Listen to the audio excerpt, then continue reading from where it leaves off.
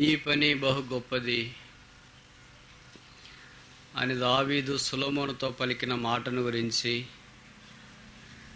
మనం ఆలోచిస్తూ ఉన్నాం.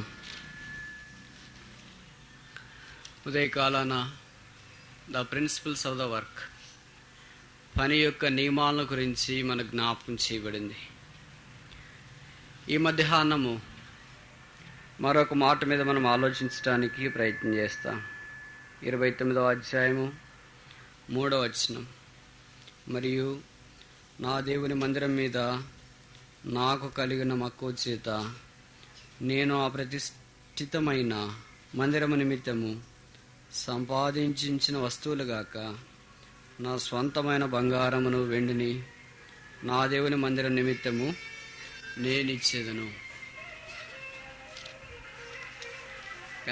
ఇక్కడ ఆసక్తి అని రాయబడిందంట. నా దేవుని మందిరం ఎడల నాకున్న ఆసక్తిని బట్టి. అందుకనే దావీదు తను రాసిన 69వ కీర్తనలో ఈ మాట తిరిగి జ్ఞాపకం చేస్తున్నాడు. 69వ కీర్తన 9వ వచనం, Psalm 69:9. నీ ఇంటిని గూర్చిన మక్కువ లేదా ఆసక్తి నన్ను భక్షించి సున్నది కాదు. అంటే అర్థం ఏంటి? సున్నది అనేదానికి ఉన్నది అనేదానికి చాలా తేడా ఉంది. సున్నది అంటే ఏమి, ఉన్నది అంటే ఏమి? సున్నది అంటే ప్రస్తుతం జరిగే కాలాన్ని మనకు జ్ఞాపకం చేస్తుంది. ఉన్నది అంటే ఏమి? వెరీ గుడ్, మీకు బాగా గ్రామర్ వచ్చు అనుకుంటా. జరిగిపోయిన కాలాన్ని గురించి, భూతకాలాన్ని గురించి మనకు జ్ఞాపకం చేస్తుంది. కనుక నీ ఇంటిని గూర్చిన ఆసక్తి లేదా మక్కువ నన్ను భక్షించి ఉన్నది, జరిగిపోయింది ఇది. కనుక ఇదే మాట ఇక్కడ మనం చూసుకుంటూ వచ్చినాం. The passion for the work, పని కొరకైన ఆసక్తి లేదా మక్కువ. బైబిల్లో ఈ మాటలు పదే పదే వాడబడుతూ వచ్చినాయి. మనందరిలో చాలామందికి ఆసక్తి అనే పదము పరిచయం. వాళ్ళకి చాలా ఆసక్తి ఉందండి అంటాం. కొన్నిసార్లు చెప్తాం వాళ్ళకి అసలు ఆసక్తే లేదండి అంటాం. పర్వాలేదండి వారి ఆసక్తే అంటాం. పౌలు అపోస్తలుడు కూడా కొరింథీయులకు రాసిన మొదటి పత్రిక 15వ అధ్యాయం ఆఖరి వచనంలో అన్నాడు, కాగా నా ప్రియ సహోదరులారా, మీ ప్రయాసము ప్రభువునందు వ్యర్థము కాదని ఎరిగి ప్రభువునందు కదలని వారును స్థిరలయుండి ఆయన కార్యాభివృద్ధి అందు ఎప్పటికీ ఆసక్తులై ఉండడి. కనుక ఆసక్తిగా ఉండట చాలా ప్రాముఖ్యమని ఈ వాక్యాలు మనకు జ్ఞాపకం చేస్తున్నాయి. ప్రభు కార్యాభివృద్ధి అందు ఎప్పుడూ ఆసక్తి కలిగి ఉండాలంటే మనకు కొన్ని ప్రాథమికమైన సంగతులు ఉన్నాయి. ప్రభు ఇంటి విషయమై, ప్రభు పని విషయమై మనం ఆసక్తి కలిగి ఉండాలంటే, మనం దేవుడు మన జీవితాల్ని మార్చాలని కోరినప్పుడు మనం మార్చబడడానికి ఇష్టపడాలి. మనం మార్చబడకపోతే దేవుడు మన విషయమై ఏం చేయలేడు. ఈ ఆసక్తి కూడా మన జీవితంలో నెరవేర్చబడేదిగా ఉండదు. ఆ మధ్యలో ఒక సంగతి నేను చదివాను. 3 కుక్కల కథ. మీలో చాలామందికి తెలిసింది. ఎవరికి తెలియదు అనుకుంటే, ఎందుకంటే మీరు మంచి కథలు వింటారు కనుక బహుశా ఇలాంటి కథ తెలియదేమో. మొదటి రకం కుక్క ఏంటంటే పెంపుడు కుక్క, పెట్ డాగ్ అంటారు. ధనవంతులైన వారు ఇళ్లలో కుక్కలు పెంచుతారు. అమెరికాలో అన్నిటికంటే విలువైన జంతువు కుక్క. ఒక చిన్న కుక్క పిల్ల కొనాలంటే కనీసం 20,000, కనీసం చెప్తున్నా, 1,00,000 పైనే ఉంటాయన్నమాట కుక్క పిల్ల యొక్క ధర. మనం అనుకుంటాం ₹1,00,000 ఇస్తే సత్యదాకా బతకొచ్చు మేము అనుకుంటాం. అంటే అమెరికా వాళ్ళ దృష్టిలో మన కుక్కల కంటే బహుశా హీనమేమో కదా. ఆ కుక్కలు వారు కొన్న తర్వాత ఇంటికి తీసుకెళ్ళి చక్కటి స్నానం చేయించి దానికి రకరకాలైన సుగంధ ద్రవ్యాలు పూసి, అంటే సెంటు పూసి, దాని మంచి వెల్వెట్ మంచం మీద లేదా సిల్క్ మంచం మీద బాగా పరుండి దానికి ఏసీలో పెట్టి, అక్కడ అందరికీ ఏసీ ఉంటుంది అనుకో. సో ఇంత శుభ్రంగా ఉంచుతారు. ఇక్కడ చూడండి తల్లి, చుడుకుపోయిన ఏముంది లే బ్రదర్, తర్వాత వింటామంటారు కొంతమంది. చాలా బాగా శుభ్రంగా అది కావాల్సిన భోజనము, దానికి చేప కావాలన్నా, మాంసం కావాలన్నా, రొయ్యలు కావాలన్నా, కేక్స్ కావాలన్నా, ఐస్ క్రీమ్ కావాలన్నా, ఏం కావాలన్నా ఇస్తారు. అది కూడా చాలా పరిమితంగా తింటుంది, మన మాదిరి ఎక్కువ తినదు. దానికి ఒక పడుకోవటానికి మంచి పరుపు ఉంటుంది, బెడ్, దానికి ఒక ప్రత్యేకమైన గది ఉంటుంది. నేను లండన్ నుండి అమెరికాకు ప్రయాణం చేస్తున్నప్పుడు నాతో పక్కన ఒక ఆయన అమెరికా ఆయన ప్రయాణం చేస్తున్నాడు. సరే, అక్కడ ఎయిర్ హోస్టెస్ వచ్చి భోజనం వడ్డిస్తుంది. నాకు ఆయనకి ఇద్దరికి వడ్డించింది. నేను వడ్డించిన తర్వాత ప్రార్థన చేసుకుని ఒక 2 నిమిషాల్లో అప్పుడు తిన్నా. అమెరికా వాళ్ళకి సాధారణంగా ప్రార్థన చేసుకోవడం అలవాటు ఉండదు. ఆయన వడ్డించిన వెంటనే ఎడమ చేయి ఎక్కువ వాళ్ళు వాడతారు. మన మధ్యలో కూడా చాలామంది సిస్టర్స్ ఎడమ చేయాళ్ళు ఉంటారు. వంటలు అంటే వాళ్ళకి జీలకర్ర మీద ఎడమ చేస్తుంది, ఉప్పు మీద ఎడమ చేస్తుంది, కారం మీద ఎడమ చేస్తుంది, అన్నీ ఎడమ చేయి. తినేటప్పుడు మాత్రం కుడి చేస్తుంది.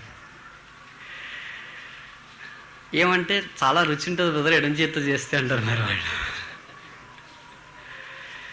సరే, ఆయన ఎడమ చేతితో తింటూ అన్నాడు, నువ్వు క్రైస్తవుడువా అన్నాడు. అవునండి అన్నా. ఆయన అన్నాడు, నేను కూడా క్రైస్తవుడిని అన్నాడు. సరే, మా ఇద్దరం మాటలు అలాగా ఆరంభమైనాయి. 8 గంటలు విమానంలో ప్రయాణం, నా సాక్ష్యము, నాకున్న కొన్ని సంగతులు, మన భారతదేశంలో క్రైస్తవం దీని గురించి అడిగాడు, చెప్పాను. సరే, చికాగో చేరినాం. వెళ్ళిపోతే ఆయన కార్డు ఇచ్చి, ఫోన్ నెంబర్ ఇచ్చి, నువ్వు వెళ్ళేలోగా మా ఇంటికి వచ్చి.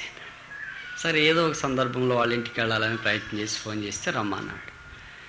అమెరికాలో ప్రతి వాళ్ళకి మన మాదిరి వేరే వాళ్ళ బెడ్రూమ్ లాక్కపోయి, మేము ఇప్పుడు అట్లే చేసాం. గెస్ట్ అంటే అతిథి, వేరే వాళ్ళు వచ్చిన వాళ్ళ బంధువులకు వాళ్ళకి పడక గదులు వేరుగుంటాయి, మన పడక గదులు వేరుగుంటాయి, పిల్లల పడక గదులు వేరుగుంటాయి, కుక్క పడక గది వేరుగుంటాయి. ఆయన అన్నాడు, మా పడక గది కింటే మేము పండబెట్టే కుక్క పడక గది చాలా బాగుంది, ఇప్పుడు ఆ కుక్క లేదు కనుక ఆ గదిలో మీరు పండుకుంటారా అన్నాడు. దాంట్లో కాలు పెడితే అది ఎట్లుందంటే 5 స్టార్ హోటల్కి మించింది ఉంది, గొప్ప హోటల్లో ఉన్న రూమ్ వలే ఉంది.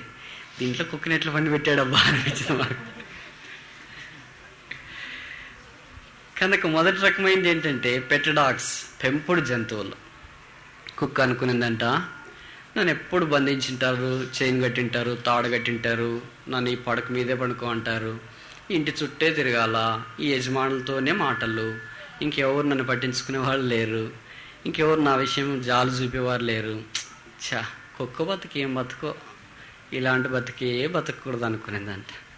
ఒకరోజు యజమానుడు అదే అట్లా ఆలోచిస్తున్నప్పుడు దానికి మెడకు బెల్ట్ వేసింటారు కదా, ఆ బెల్ట్ వేసుకుని అలాగా ఇంటి ఇలాంటి కాంపౌండ్లోనే తిప్పుతూ ఉంటే అది రాత్రిపూట కొద్దిగా అనగా రాత్రి కావచ్చే సమయంలో పైకి కళ్ళు తెరిచి చూస్తే పైన ఎంతో దూరంలో ఒక పక్షిరాజు లేదా ఒక పావురం విహరిస్తున్నాడంట. అనుకునింది, నేను కూడా పావురం అంటే ఎంత బాగుండు, పైన తెల్లగా విహరించేదాన్ని, నన్ను ఇలా బెల్ట్తో బంధించినవారు కాదు, ఈ స్నానం ఉండేది కాదు, ఈ భోజనం ఉండేది కాదు, ఈ పడక ఉండేది కాదు. చూడు, పైన ఎగురుతున్న పావురము, దానికి స్నానం లేదు, భోజనం లేదు, అది ఎట్లా ఎగురుతుందో, ఏం తింటుందో, ఎలాగుంటుందో, దానికి ఒక యజమానుడనే లేదు, ఎంత స్వేచ్ఛగా ఉంది. నా కుక్క బతికి బతకూడదు, మారితే అట్లా మారాలా అని అనుకుందంట.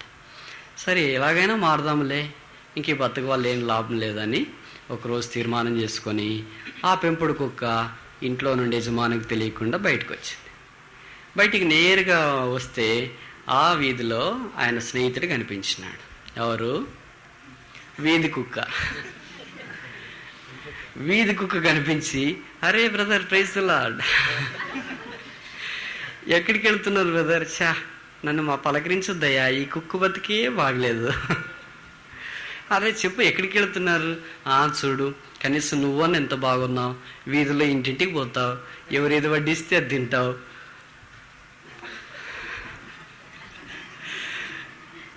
సరే, ఇలాగ రకరకాలుగా నీ జీవితం గడిచిపోతుంది. అసలు నీకు ఒక యజమాను లేదు, నీకు ఎంత స్వేచ్ఛగా ఉన్నావు.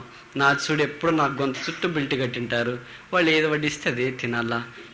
ఏం బతుకు. అందుకే నా బతుకు మారాలని నేను పోతున్నాను అనుకుంటావా? నేను ఈ పావురం వలె ఉండాలనుకుంటున్నాను. చూడు, పావురాలు పైన ఎంత విశాలంగా ఆకాశంలోనే ఉన్నాయి, కింద అస్సలు భూమి మీద లేవు, ఎంత బాగా ఎగురుతున్నాయి అనుకు. ఈ కుక్క ఏంటంటే, నాదేం బతుకు, వీధి బతుకు, నీదన్న మేలు ఇంటి బతుకు. చక్కగా నీకు స్నానం చేయిస్తారు, మంచి పర్ఫ్యూమ్స్ సుగంధ ద్రవ్యాలు కొడతారు, మంచి పడక మీద పడబెడతారు, కావాల్సిన భోజనం పుష్టికి పెడతారు. చక్కగా తిని బాగుండకుండా నాలాంటి బతుకు వీధిలోకి వచ్చేవే, నాదే బాగుంది అంటున్నావే. నాకు ఎవరైనా భోజనం పెడితే లేదా మాంసం పెడితే అది తిందామని వెళితే నాతో పాటు ఇంకా ఊరు కుక్కలు చాలా వస్తాయి, నాకంటే బలమైనవి నన్ను తోసేస్తాయి, నన్ను కరిచేస్తాయి, నాతో పోట్లాడతాయి. నాకేదో అటో ఇటో ఒక చిన్న ఎమకు చిక్కితే పరిగెత్తిపోతున్నా. కనుక నా బతుకు బాగాలేచ్చా, ఈ వీధి కుక్క బతుకే బతకూడదు అనుకునేది. సరే, మరి నీకు మారాలనుకున్నావా?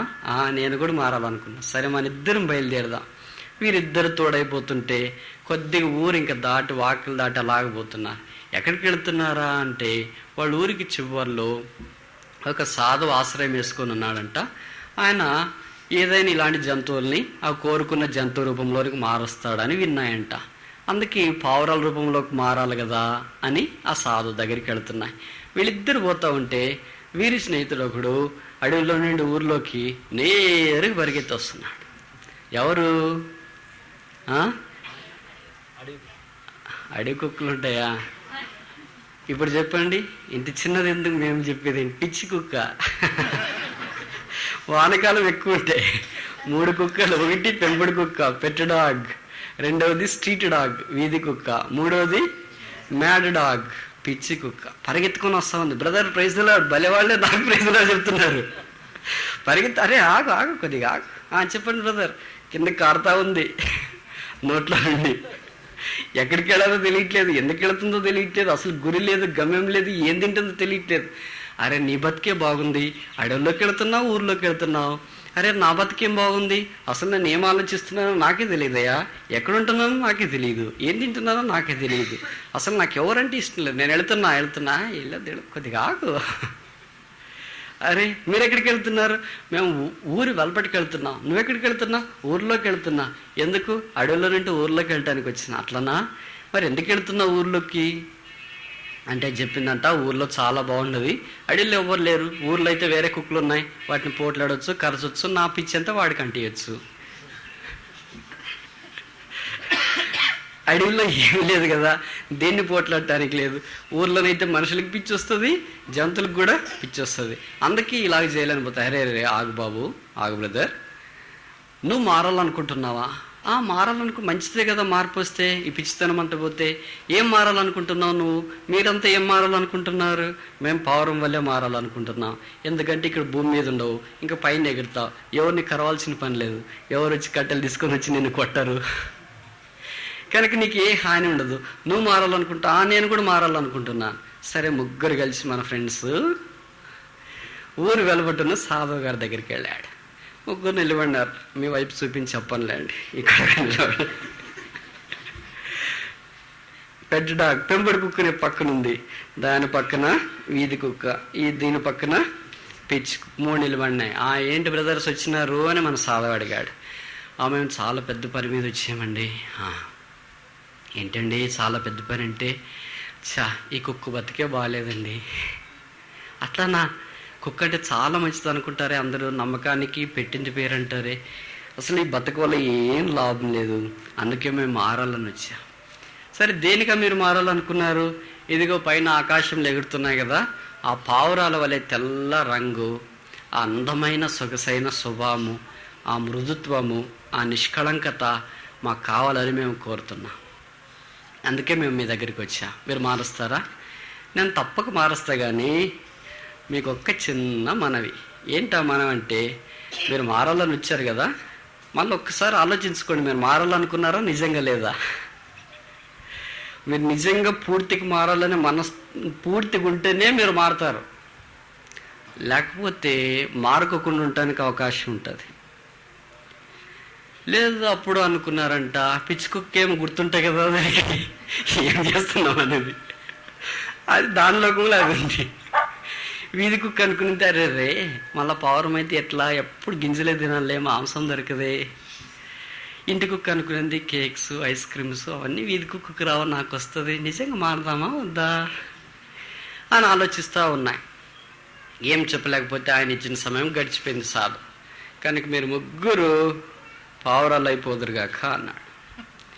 ఆయన వెంటనే పిచ్చి కుక్క పూర్తిగా పావురమై పైకి ఎగురుతా ఎగురుతా ఎగురుతా పోయింది. పిచ్చి కుక్క పక్కనేముంది? వీధి కుక్క. అది కేవలం కడుపును గురించి ఆలోచిస్తుంది కదా. పావురం పైకి ఎగిరితే కేవలం గింజలు మాత్రం ఉంటే మాంసం ఉండదని, కనుక దాని కడుపు అంతా పావురం వలె అయింది, అంటే చిన్నగా అయింది. తల మాత్రం ఏమైంది? కుక్క తల ఉంది, పావురం కడుపు ఉంది. ఇంత తినాలనుకుంటుంది, కడుపు పట్టట్లేదు. దాని బాధ దిక్కు తెలియదు. దాని పక్కన ఇంకోటి ఉంది, అదేంటి? పెంపుడు కుక్క. అది ఆలోచన చేస్తూనే ఉంది, ఆలోచన ఆలోచన ఆలోచన ఆలోచన. కనుక దాని ఆలోచనలో మాత్రం, అంటే తలలో మాత్రం అది పావురమైంది, శరీరం అంతా ఏంటి? కుక్క అయింది. కడుపేమో ఇంత పెద్దది, కాళ్ళేమో ఇంత పెద్దవి, ఆకారమేమో ఇంత పెద్దది, నోరు మాత్రము ఇంత. ఎంత తిన్నా లోపల కడుపు నిండదు. ఎంత మాంసం తినడానికి ఏమొస్తుంది? గిజలు తినడానికే కదా. ఇప్పుడు చెప్పాడు సాధువు, సరే మీరు వెళ్ళిపోండి. ఎక్కడికి వెళ్ళాలి ఇప్పుడు? యజమానుడు ఇంట్లోకి రానియుడు. ఈ కడుపు మాత్రమే ఉండే కుక్కని వీధి కుక్కలు రానివు. కనుక అవి ఇంట్లోకి రాలేక, యజమాని దగ్గరికి రాలేక, అడవిలో ఉండలేక దేశం పెట్టుకుని తిరిగాయంట. ఎందుకు చెప్పాను ఈ కథ అంటే, మన్నించండి, మిమ్మల్ని ఏం అట్లా పోల్చట్లేదు. మనం కూడా దేవుని దగ్గరికి ఎలాగొస్తాం? ఎప్పుడు ఇట్లే ఉంటే లాభం లేదు, ప్రభు కొరకు మారాలా, బాగా సేవ చేయాలా, బాగా ఆసక్తి ఉండాలా, బాగా త్యాగం చేయాలా, బాగా ప్రభు కార్యాల్లో ఏక మనస్సు కలిగి కార్యాభివృద్ధి ఎప్పటికీ ఆసక్తి కలిగి ఉండాలా. ఈ పాపిష్టి బతికి ఏం బాగలేదు అని బయలుదేరుతాం. మన ఫ్రెండ్ కనిపిస్తాడు దారిలో, అరే బ్రదర్ నేను కూడా మారాలనుకున్నానండి ఈ వాక్యం విని, సరే ఇద్దరం కలిసి వెళదాం రా. వాళ్ళు వస్తూ ఉంటే ఇంకో ఫ్రెండ్ కనిపిస్తాడు. తీర ఏంటంటే ఆ తిక్కలాంటి అమ్మలక్కలే మారుతారు, కానీ ఈ మధ్య రకంగా అటు ఇటు అమ్మో మారితే ఎట్లా, మారితే నా అధికెళ్తలన్నీ పోతాయి, నా సేవ అంతా పోద్ది, నా స్థానం అంతా పోద్ది, నా పరిచర్య అంతా పోద్ది అని అనుకున్న వాళ్ళు పొట్టంతా బహుశా మనిషి వల్లే ఉంటారు, తల మాత్రం ఎట్లుంటుంది? పారం చిన్నగా ఉంటుంది. కొంతమంది అరే ఎట్లయినా చేసి మారాలా, దైవత్వం అంతా రావాలంటే వాళ్ళ మాటల్లో, వాళ్ళ పాటల్లో, వాళ్ళ బోధలో అంత దైవత్వం ఉంటుంది. అంటే వారి ముఖం మాత్రం పౌరం వల్లే ఉంటుంది, శరీరం అంతా ఎలాగుంటుంది? కడుపు వల్లే ఉంటుంది. ఇప్పుడు ప్రశ్న ఏంటంటే, ఈ 3 రకాలైన జంతువుల్లో మనం ఏ జాతికి చెందినవారు? తల ఒకటి మారిందా అంటే తలకు మాత్రం బాగా ఎక్కిందా? భలే పాయింట్లు చెప్పినాడు, కానీ అదేమంత లాభం లేదనుకో. మా ఊర్లో ఇంతకంటే బాగా చెప్తారు. లేదా తల అయిపోయి కడుపు అంతా తృప్తిగా ఉంది బ్రదర్, 1.5 రోజు అంటే ఫుల్గా భోజనం పెట్టినారని కాదు, అలాగుందా? లేదా బ్రదర్ నేను పూర్తిగా మారాలనుకున్నా, దేవుడు నన్ను దర్శిస్తూ వస్తున్నాడు, నాలో మార్పు క్రమేణా కనిపిస్తుంది, ఈ 3 రోజుల తర్వాత నేను భూమి మీద కిందకి చూసే కుక్క వలె ఉండను, పైన ఆకాశం మీద విహరించే పక్షి వలె. దావీదు పక్షిలాగా మారిన వ్యక్తి. బైబిల్ అలాంటి వారు కోకొల్లలుగా ఉన్నారు. నీ ఇంటిని గురించిన ఆసక్తి, మక్కువ నన్ను భక్షించి ఉన్నది. ఇప్పుడు మన ప్రశ్న, మనం భక్షిస్తుందా, భక్షించబోతుందా, భక్షించిందా? ఏం భక్షిస్తుందో 1,00,000 భక్ష్యములు భక్షించ లక్ష్యమే, ఒక భక్ష్యం లక్ష్యమా అంటారు.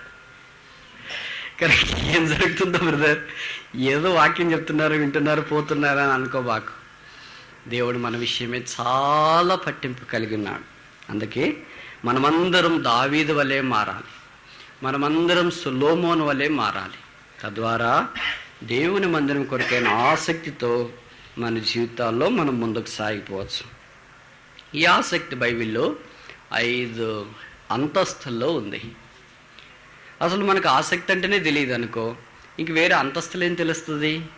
కనుక మొట్టమొదటి బైబిల్లో ఈ ఇంటిని కూర్చున్న సందర్భంలోనే ఆసక్తి అనే మాట వాడబడినట్లు మనం చూస్తున్నాం. కనుక మన ఆసక్తి, మా ఆరంభము దేవుని మందిరంతోనే ఆరంభం కావాలి. నా దేవుని ఇంటిని కూర్చున్న మక్కువ లేదా ఆసక్తిని బట్టి ఏం చేస్తున్నాం? మనము ఏం చేస్తున్నాం అక్క? చక్కగా వాక్యం వింటున్నాం, మంచిదే. భోజన సహవాసంలో పాల్పొందుతున్నాం, మంచిదే. వచ్చిన వాళ్ళతో సహవాసం చేస్తున్నాం, మంచిదే. కానీ ఆసక్తి ఇంకా ఏం చేయాలా?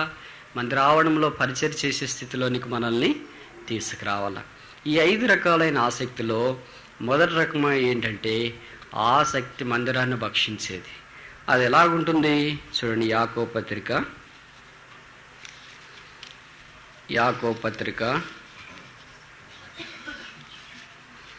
5వ అధ్యాయము 17వ వచనం. యాకోబు 5:17. ఏలియా మన వంటి స్వభావం గల మనుష్యుడే, వర్షింపకుండానట్లు అతడు ఆసక్తితో ప్రార్థన చేయగా. కనుక మందిరం మెడలో మనకు ఆసక్తి ఉందంటే మొదట మనం ఏం చేస్తాం? ఆసక్తితో ప్రార్థన చేస్తాం. అంటే మన ప్రార్థన ఆలకించబడాలా, మన ప్రార్థన యథార్థమైనదిగా ఉండాలా, మన ప్రార్థన ఇతరులకు మేలు కలిగించేదిగా ఉండాలా అని మనం ప్రార్థన చేస్తాం. మనకి ఆసక్తి లేదనుకో, చేస్తాము, తగిలితే తగలని, లేకపోతే లేదు. కొంతమంది చెప్తుంటారు, ఒక చింత చెట్టును చూస్తే అటుపోయే దానానికి కూడా ఏమనిపిస్తుందంట, ఒక 10 రాళ్ళు తీసుకుని కొడితే ఒకటైనా చింతకాయ కిందకి పడదా రాలదా అని అనుకుంటాడంట. 10 కొడతాడు, ఒక్కటి కూడా పడదు. కనుక ఏమనుకుంటాడంట, చింతకాయ ఇంకా మాగినట్లు లేదు, ఇంకా పచ్చిగా ఉంది, ఇప్పుడు ఎందుకులే మళ్ళీ వస్తామని పోతాడంటే ఇంక అస్సలు రాడంట. కనుక ఏంటంటే మనం ఏదో అలాగ చేసే ప్రయత్నాలుగా ఉండకూడదు. ఒక గురి కలిగి ఆసక్తితో ప్రార్థన చేసినాడు. మనకు చాలా సమస్యలు ఉన్నాయి, వ్యక్తిగతంగా, కుటుంబముగా, సంఘముగా. మనం ఎప్పుడైనా మన వ్యక్తిగత, కుటుంబ, సంఘ సమస్యలు పరిష్కారం కావాలని ఆసక్తితో ప్రార్థన చేసినామా? ఒకవేళ మనం చేసే ప్రార్థనలు మనకి సరిచేయబడాలనేది లేకపోతే అది వ్యక్తిగతంగా పనిచేయదు, కుటుంబంగా పనిచేయదు, సంఘంగా కూడా పనిచేయదు. కనుక మనం కుటుంబంగా చేరి వచ్చినప్పుడు చాలా కుటుంబాల్లో సమస్యలు ఉన్నాయి కదండి. సమస్యలు లేని కుటుంబాలు ఇక్కడ ఎవరైనా ఉన్నాయంటే భాష ఎవరు చేయతరేమో, అందరికీ సమస్యలు ఉన్నాయి. ఏ చెట్టుకి ఆ గాలి ఉంది, పెద్ద చెట్టుకి పెద్ద గాలి ఉంది, చిన్న చెట్టుకి చిన్న గాలి ఉంది. కొన్నిసార్లు చిన్న చెట్టుకే పెద్ద గాలి వస్తుంది, కొన్నిసార్లు పెద్ద చెట్టుకే చిన్న గాలి వస్తుంది. అలాగే సాధారణంగా కూడా జరుగుతుంటుంది. మనం ఏమనుకుంటాం, వేరే వాళ్ళని చూసినప్పుడు, అమ్మ ఆమెకు అస్సలు సమస్యలే లేవు, ఆయనకు అస్సలు సమస్యలే లేవు, వాడు ఇంక వేరే తన చుట్టూ ఉన్న అక్కర్ల కొరకు ప్రార్థన చేయలేదు. అది అవసరము, కానీ తను చేసిన ప్రార్థన దేవుని ప్రజల కొరకు, ఇశ్రాయేలీల కొరకు ఆయన ప్రార్థన చేస్తూ వచ్చినాడు. కనుక మన ప్రార్థనలో ఎక్కువ గ్రహింపు ఏముండాలంటే, చాలాసార్లు మనం చిన్నపిల్లల వాళ్ళే ప్రార్థన చేస్తాం. చిన్నపిల్లలు ఏం ప్రార్థన చేస్తున్నారు? మొట్టమొదటి ఆరంభిస్తాడు, ప్రభువా మా మమ్మీని దీవించు, మా డాడీని కూడా దీవించు అంటే డాడీకి కూడా అవుతాడు. అంతలో గుర్తొస్తే మా అక్కను కూడా దీవించు, మా తమ్ముని కూడా దీవించు, యేసు ప్రభునామమున ప్రార్థిస్తాం. అరే నిన్ను దీవించు, ప్రభా యేసు ప్రభువా నన్ను కూడా దీవించు, యేసునామమున ప్రార్థిస్తాం. అది పిల్లల యొక్క ప్రార్థన. అదే పెద్దవారు ఏలియా లాంటి వాళ్ళు ప్రార్థన చేశారనుకో, ఆ ప్రార్థనకు దేవుడే కిందకి దిగి వస్తాడు. సొలొమోను లాంటి వాళ్ళు ప్రార్థన చేశారనుకో, ఆ ప్రార్థనకు దేవుడు ఆకాశాన్ని తెరవచ్చేస్తాడు. దావీదు లాంటి వాళ్ళు ప్రార్థన చేశారనుకో, ఆ ప్రార్థన దేవుని హృదయాన్ని బద్దలు చేస్తుంది. కనుక ప్రార్థనాపరులుగా మనం మార్చబడ్డము మనకు దేవుని మందిరం మెడలో ఉన్న ఆసక్తిని జ్ఞాపకం చేస్తుంది. ప్రార్థన పరుడైన ప్రతి విశ్వాసి మారాలని కోరుతాడు. నీకు బాగా కోపం ఉందనుకో, అర్ధగంట ప్రార్థన చేసావు, బయట ఎవరో వచ్చినా నాలంటాడు అనుకో, వచ్చి అడిగితే ఏంటి బ్రదర్ అక్క అంటే, అక్క లోపల ప్రార్థన చేస్తుంది. అక్క వద్దులే, అన్న లోపల ప్రార్థన చేస్తున్నాడు బ్రదర్ అని అంట. ఏంటి బ్రదర్ ఎంతసేపు? అబ్బో చాలా ప్రార్థన అవ్వాడండి అంటే, సరే ఆయన నేరుగా అక్కడ నేను లోపలండి ప్రార్థన చేసి బయటకు వస్తాడు. నేను బయట కూర్చుంటా. అదేంటి కొడుకు అప్పుడే ఏం చేస్తాడంటే వానికి టీను పాలో తీసుకెళ్ళి అంకుల్కి ఏం చెప్పి ఇచ్చింటారు భవిష్యత్తు తల్లి లోపల ఏంటి రాలేక వాడు గ్లాస్ అంతదాకా భద్రంగా తీసుకొని వస్తాడు. కరెక్ట్ నా దగ్గరికి వచ్చినప్పుడు ఏం చేస్తాడు, దాన్ని జారేస్తాడు కిందికి. అది కిందికి పడిపోతే అప్పుడు తండ్రి ప్రార్థన అంతా ఏంట్రా ఈడియట్ కిందికి పడిపోతుంది. చల్లు అంటే చూడను అని చల్లబడుతుంది. అంతసేపు అర్ధగంట సేపు చేసిన ప్రార్థన కొడుకును కొట్టడంలో నీవే నియంత్రించుకోకపోతే నువ్వు అర్ధగంట చేసి ప్రార్థన ఏం లాభం? పిల్లోడు కనుక పడేస్తాడు. అది సహజం, వాళ్ళ నైజం. అది ఎంత భద్రంగానో పట్టుకో అని చెప్పు నువ్వు, వాడు భద్రంగా పట్టుకొని వస్తాడు చివరి దాకా. ఆ చివరి క్షణమే పడేస్తాడు కదండి. కనుక ఇవన్నీ మనం భరిస్తూ భరిస్తూ భరిస్తూ భరిస్తూ రావాలి. మన జీవితాల్లో మార్పు లేకపోతే దేవుడు మన జీవితాల్లో ఏ ప్రార్థనకు జవాబిచ్చేవాడు ఉన్నాడు. కనుక దావీదు ఇలాంటి ప్రార్థన చేస్తూ వచ్చినాడు. ఏలియా ప్రార్థనలు దావీదు జీవితంలో అనుభవపూర్వకంగా తీసుకుంటూ వచ్చినాడు. అందుకనే ప్రార్థన మన జీవితాల్ని ప్రభావితం చేస్తుంది. అన్నిటికీ ఉపవాసం ఉండి ప్రార్థన చేయాలన్నా, కొన్నిటికీ ఉపవాసం ఉండి ప్రార్థన చేయాలన్నా అని మనలో కొంత ధర్మ సందేహం ఉంటుంది. ఉదాహరణకి దేవుని చిత్తానుసారమైన పనులన్నిటి కొరకు మనం ఉపవాసం ఉండి ప్రార్థన చేయొచ్చు. దేవుని చిత్తం అంటే ఎలాగ తెలుసుకోవాలి బ్రదర్? ఉదాహరణకి మీ ఇంట్లో ఇతరులు రక్షించబడలేదు, భర్త మాత్రమే రక్షించబడ్డాడు, భార్య పిల్లలు రక్షించబడలేదు. వారంతా రక్షణలోకి వచ్చినట్లు ఉపవాసం ఉండి ప్రార్థన చేయొచ్చు. అర్థమైంది అనుకుంటా. మీ ఇంట్లో కొంతమంది బాప్తిసం తీసుకోలేదు, వారి కొరకు నువ్వు ఉపవాసం ఉండి ప్రార్థన చేయవచ్చు. ఇవన్నీ దైవ చిత్తానుసారమైనవి. ఉదాహరణకి నీ కొడుకు కొడుకో కూతురు అనుకో, ఏదో వాడు 7వ తరగతి అతి కష్టం మీద పాస్ అయ్యి 10వ తరగతికి వచ్చినాడు అనుకో. ఇప్పుడు వాడు 10వ తరగతిలో ఉన్నప్పుడే ప్రభా నా కొడుకు పాస్ అయ్యేటట్టు సహాయం చేయని మొత్తం నీకు ప్రార్థన చేసినావు, దేవుడు కరుణించినాడు, నీ కొడుకు మామూలు పాస్ అయ్యేటట్టు చేశాడు. ఇప్పుడు మామూలు పాస్ అయినవన్నీ తీసుకొని నువ్వు ఇంజనీర్ చేయించాలా, డాక్టర్ని చేర్పించాలా ప్రభా అని తీర తర్జన భర్జన చేసుకొని, సరే బాగా ఉపవాసం ఉండి ప్రార్థన చేస్తామని ఉపవాసం ఉండి ప్రార్థన చేసి వాళ్ళు ఇంజనీరింగ్ చేర్పించావు అనుకో. ఇప్పుడు తీర నువ్వు ప్రార్థన చేసావు, ఇంజనీరింగ్ కాలేజీలో పిలిచారు, సీట్ ఇచ్చారు, కానీ వాడేమో 7వ తరగతిలో కష్టపడి పాస్ అయ్యాడు, 10th క్లాస్లో అటు ఇటు పాస్ అయ్యాడు. వాడిని తీసుకుపోయి ఒకేసారి ఇంజనీరింగ్ కాలేజీలో పెడితే వాడు A+B² A-B² అని స్టార్ట్ చేసినప్పటికే వాని కథ పోద్ది. ఇవన్నీ ఉన్నాయి ఆ సిలబస్లో. మాకు ఎప్పుడు చెప్పలేదా సారు? కాలేజీకి స్కూల్కి ఎప్పుడైనా వెళ్ళింటే కదా సార్ చెప్పడానికి నేర్చుకోవటానికి.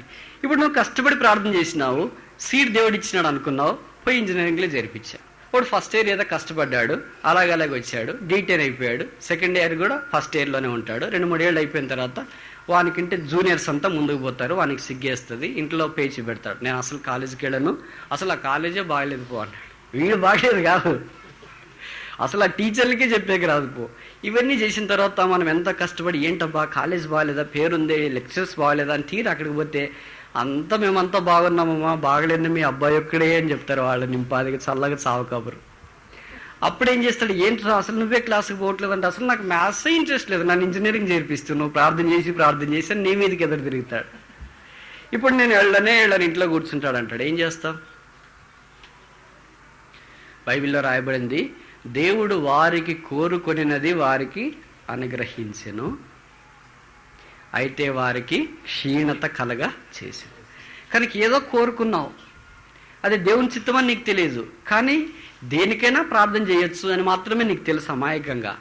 దేనికైనా ఉపవాసంతో ప్రార్థన చేయొచ్చు అని మాత్రం తెలుసు నీకు అమాయకంగా. ఏదో చేసావు, పరిస్థితులు అనుకూలించబడ్డా, ఇప్పుడు పోయి అక్కడ చేరిపోయా, అక్కడి నుండి బయటపడే మార్గం ఎట్లా? కానీ జ్ఞాపకం ఉంచుకోవాలి, అన్నిటికీ ఉపవాసం ఉండి బలవంతాన దేవుని యొద్ద కావాలి అని పంతం పట్టకూడదు. ఏదో నీకు ఇష్టమైన ప్రపోజల్, అమెరికా సంబంధం నాకు కావాలా అని ఇక్కడ ఇండియాలో నుండి ఇదేంటి పాలబర్లో ఉండి పొలంలో పని చేసుకుంటే అమెరికా అబ్బాయి వచ్చి ఎవరు నిన్ను చేసుకుపోరు కదా. దానికి సంబంధించిన అన్ని ఏర్పాట్లు ఉంటాయి. ప్రభువా ప్రార్థన చేస్తే ఏదైనా దేవునికి సమస్తము సాధ్యమే, కానీ అమెరికా అబ్బాయిని నీకు తీసుకుని వచ్చడం సాధ్యం కాదు. బిల్లీ గ్రామ్ గారు అని గొప్ప దైవజనుడు ఉన్నాడు. ఆయన దేవుని చిత్తానుసారంగా ఆ అమ్మాయిని పెళ్లి చేసుకున్నాడు. అంతే అనుకో. వారు 50 ఏళ్ళ వివాహ జీవితం అయిపోయిన తర్వాత ఆమె దగ్గరికి వెళ్ళి విలేకరులు అడిగినారు, అమ్మా దేవుడు మాకెంతో ఉత్తముడు లేదా దయాళుడుగా మా 50 ఏళ్ల జీవితంలో. సరే, ప్రార్థన గురించి ఆమెను ఒక మాట అన్నారు. అమ్మ, ప్రార్థన గురించి నువ్వేమంటావంటే ఆమె చెప్పింది, God has not answered all my prayers. If God has answered all my prayers, I could have married a wrong person. దేవుడు నా ప్రార్థనలన్నీ ఎప్పుడూ ఆలకించలేదు. ఒకవేళ నేను చేసిన ప్రార్థనలన్నీ దేవుడు ఆలకించింటే నేను కాని వ్యక్తిని పెళ్లి చేసుకుంటే దానిని. కనుక ఏదో సరైన సంబంధం దేవుడు నువ్వు చేసుకోవాలని నీ ప్రార్థన ఆలకించట్లేదు. నీకేమనిపిస్తుంది, ఇది సరైన సంబంధం కాదే, ఇది ఎట్లయితుంది, ఇది దేవుడి చిత్తమే కాదే అని నువ్వు అనుకొని భ్రమలో అపోహలో ఉన్నావు. God didn't answer your prayer so that you may marry a right person. నువ్వు సరైన వ్యక్తిని పెళ్లి చేసుకోవడానికే దేవుడు నీ ప్రార్థన ఆలకించట్లేదు. నువ్వు సరైన కాలేజీలో అడ్మిషన్ పొందడానికే దేవుడు నీ ప్రార్థన ఆలకించట్లేదు. నువ్వు సరైన కోర్సులో జాయిన్ కావడానికే దేవుడు నీ ప్రార్థన ఆలకించట్లేదు.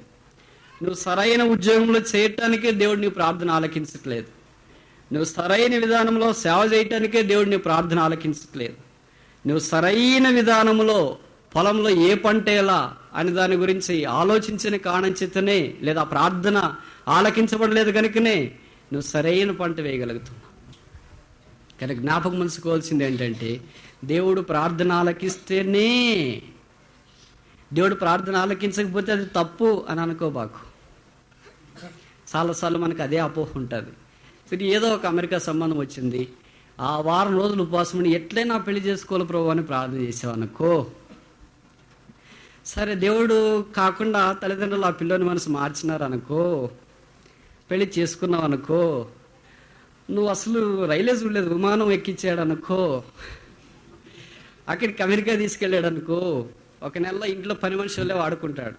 ఆ తర్వాత అక్కడి నుండి తన్ని పంపిస్తే నేరుగా వచ్చి అరేబియా అదేంటి హిందూ మహాసముద్రం పసిఫిక్ మహాసముద్రం దాటేసి ఇండియాలో వచ్చి పడతాం. అప్పుడు అనుకుంటే, ఏంటో వారం రోజులు ఉండి ఉపవాసం ఉండి ప్రార్థన చేసిన దేవుని చిత్తం ఇదేనా? అప్పుడు అనిపిస్తుంది నీకు you made a wrong choice. కనుక ఏదైనా సరే మనం గమనించాల్సింది ఏంటంటే, దేవుని చిత్తములో ఉన్న దాని కొరకే మనము ఉపవాసం ఉండి బలవంతపడి దేవుణ్ణి గోజాడాలి. దేవుని చిత్తములో లేని దాని కొరకు మనం ఉపవాసం ఉండి దేవుని బలవంతన గోజాడేది మనం పొందినా వారికి క్షీణత కలుగుతుంది. అది ఏ విషయంలోనైనా సరే మనం గుర్తించుకోవాలని ఈ వాక్యం ద్వారా మనకు జ్ఞాపకం చేయబడదు. అందుకని దావీదు అన్ని విషయాల్లో ఉపవాసం లేడు, అన్ని విషయాల్లో అలాగ ప్రార్థన చేయలేదు. తను బెత్షెబా ద్వారా పుట్టిన కుమారుని చూశాడు, వాడు బాగా కావాలని ప్రార్థన చేశాడు, వాడు చనిపోయాడు. ఇప్పుడు అదే చనిపోయిన తర్వాత మనలాంటి బుద్ధిహీనులు ఉంటాం. మనకి ఏం చేసిన వాళ్ళము, ప్రభు ఎట్టని చనిపోయిన నువ్వు నా పాపాలు క్షమించినావంటే వాడు బతకాలి చూడు, వాడు బతికేదాకా నేను అన్నం తిన్న చూడంటే వాడు చచ్చిండేవాడు, ఈయన చచ్చిండేవాడు. అలాగ జరగలేదు. దేవుని చిత్తాన్ని అంగీకరించినాడు ఆయన. అంటే మన జీవితాల్లో దేవుని చిత్తాన్ని అంగీకరించే వారిగా ఉండాలి. ఇది మన ఆసక్తిని జ్ఞాపకం చేస్తుంది. దేవుడు నా విషయంలో ఏది ఇచ్చినా మంచి ప్రార్థన ఆలకించలేదా, say praise the lord, praise the lord అని చెప్పు. అట్లా మనకి మనసు రాదే, నాలాంటి వాళ్ళ ప్రార్థన ఆలకించలేదు, ఇంత నిష్ఠగా ఉన్నా, ఇంత భక్తితో పోతున్నా, ఇంత బైబిల్ చదువుతున్నా, ఇంత త్యాగం చేశా, ఏమి దేవుడు ఎక్కడున్నాడు? నీలాంటి వాళ్ళు కొన్ని కోట్ల కొలది ఉన్నారు తల్లి ఈ భూమి మీద. నువ్వు ఒక్కదానివే కాదు, నువ్వు ఒక్కడవే కాదు. కనుక దేవుడు ప్రతి వారి యొక్క కోరికను తన గొప్పిలు విప్పి తీరుస్తున్నాడంట. ప్రతి వారికి అవసరమైన అరచు కాకి పిల్లలకు ఆహారం ఇచ్చేవాడు ఆయన. కాకి పిల్లలు ఎన్ని ఉన్నాయి భూమి మీద? మీ ఊర్లో ఎన్ని ఉన్నాయి? గుంటూరు జిల్లాలో ఎన్ని ఉన్నాయి? ఆంధ్రాలో ఎన్ని ఉన్నాయి? భారతదేశంలో ఎన్ని ఉన్నాయి? లెక్కింప సఖ్యమ కానీ వాటినే ఆయన గుర్తుపెట్టుకొని ఆహారం ఇస్తున్నాడు. మన విషయం ఆయన పట్టింపు కలిగి ఉండడా? తప్పక పట్టింపు కలిగి ఉంటాడు. కనుక మనం జ్ఞాపకం ఉంచుకోవాల్సింది ఏంటంటే, ఈ దైవికమైన ఆసక్తి లేదా దేవుని మందిరం కొరకు, ప్రార్థన కొరకు, ఇతరుల అక్కర కొరకు మనం ప్రార్థించేవారిగా ఉండాలి. కనుక మొదటి ఆసక్తి మనకు ప్రార్థన ఉండేదానిని బట్టి కనపరచబడుతుంది. ఇప్పుడు ఈ ఆసక్తిలో రెండో మెట్టు దేవుని యొక్క వాక్యంలో మనం చూడవచ్చు. చూడండి, ఆ మాట కొరింథీయులకు రాసిన 2వ పత్రిక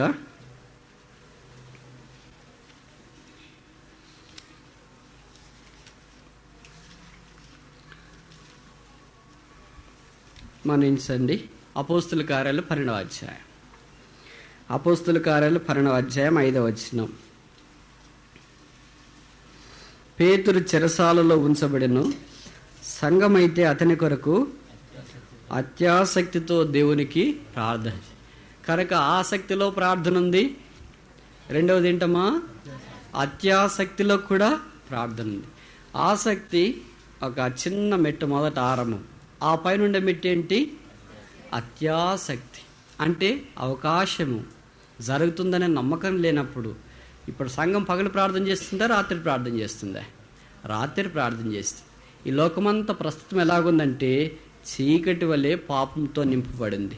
లోకంలో మిగతా వాళ్ళంతా నిద్రపోతున్నారు, కానీ ఈ సంఘం మాత్రము పేతురు కొరకు వారు ప్రార్థన చేస్తారు.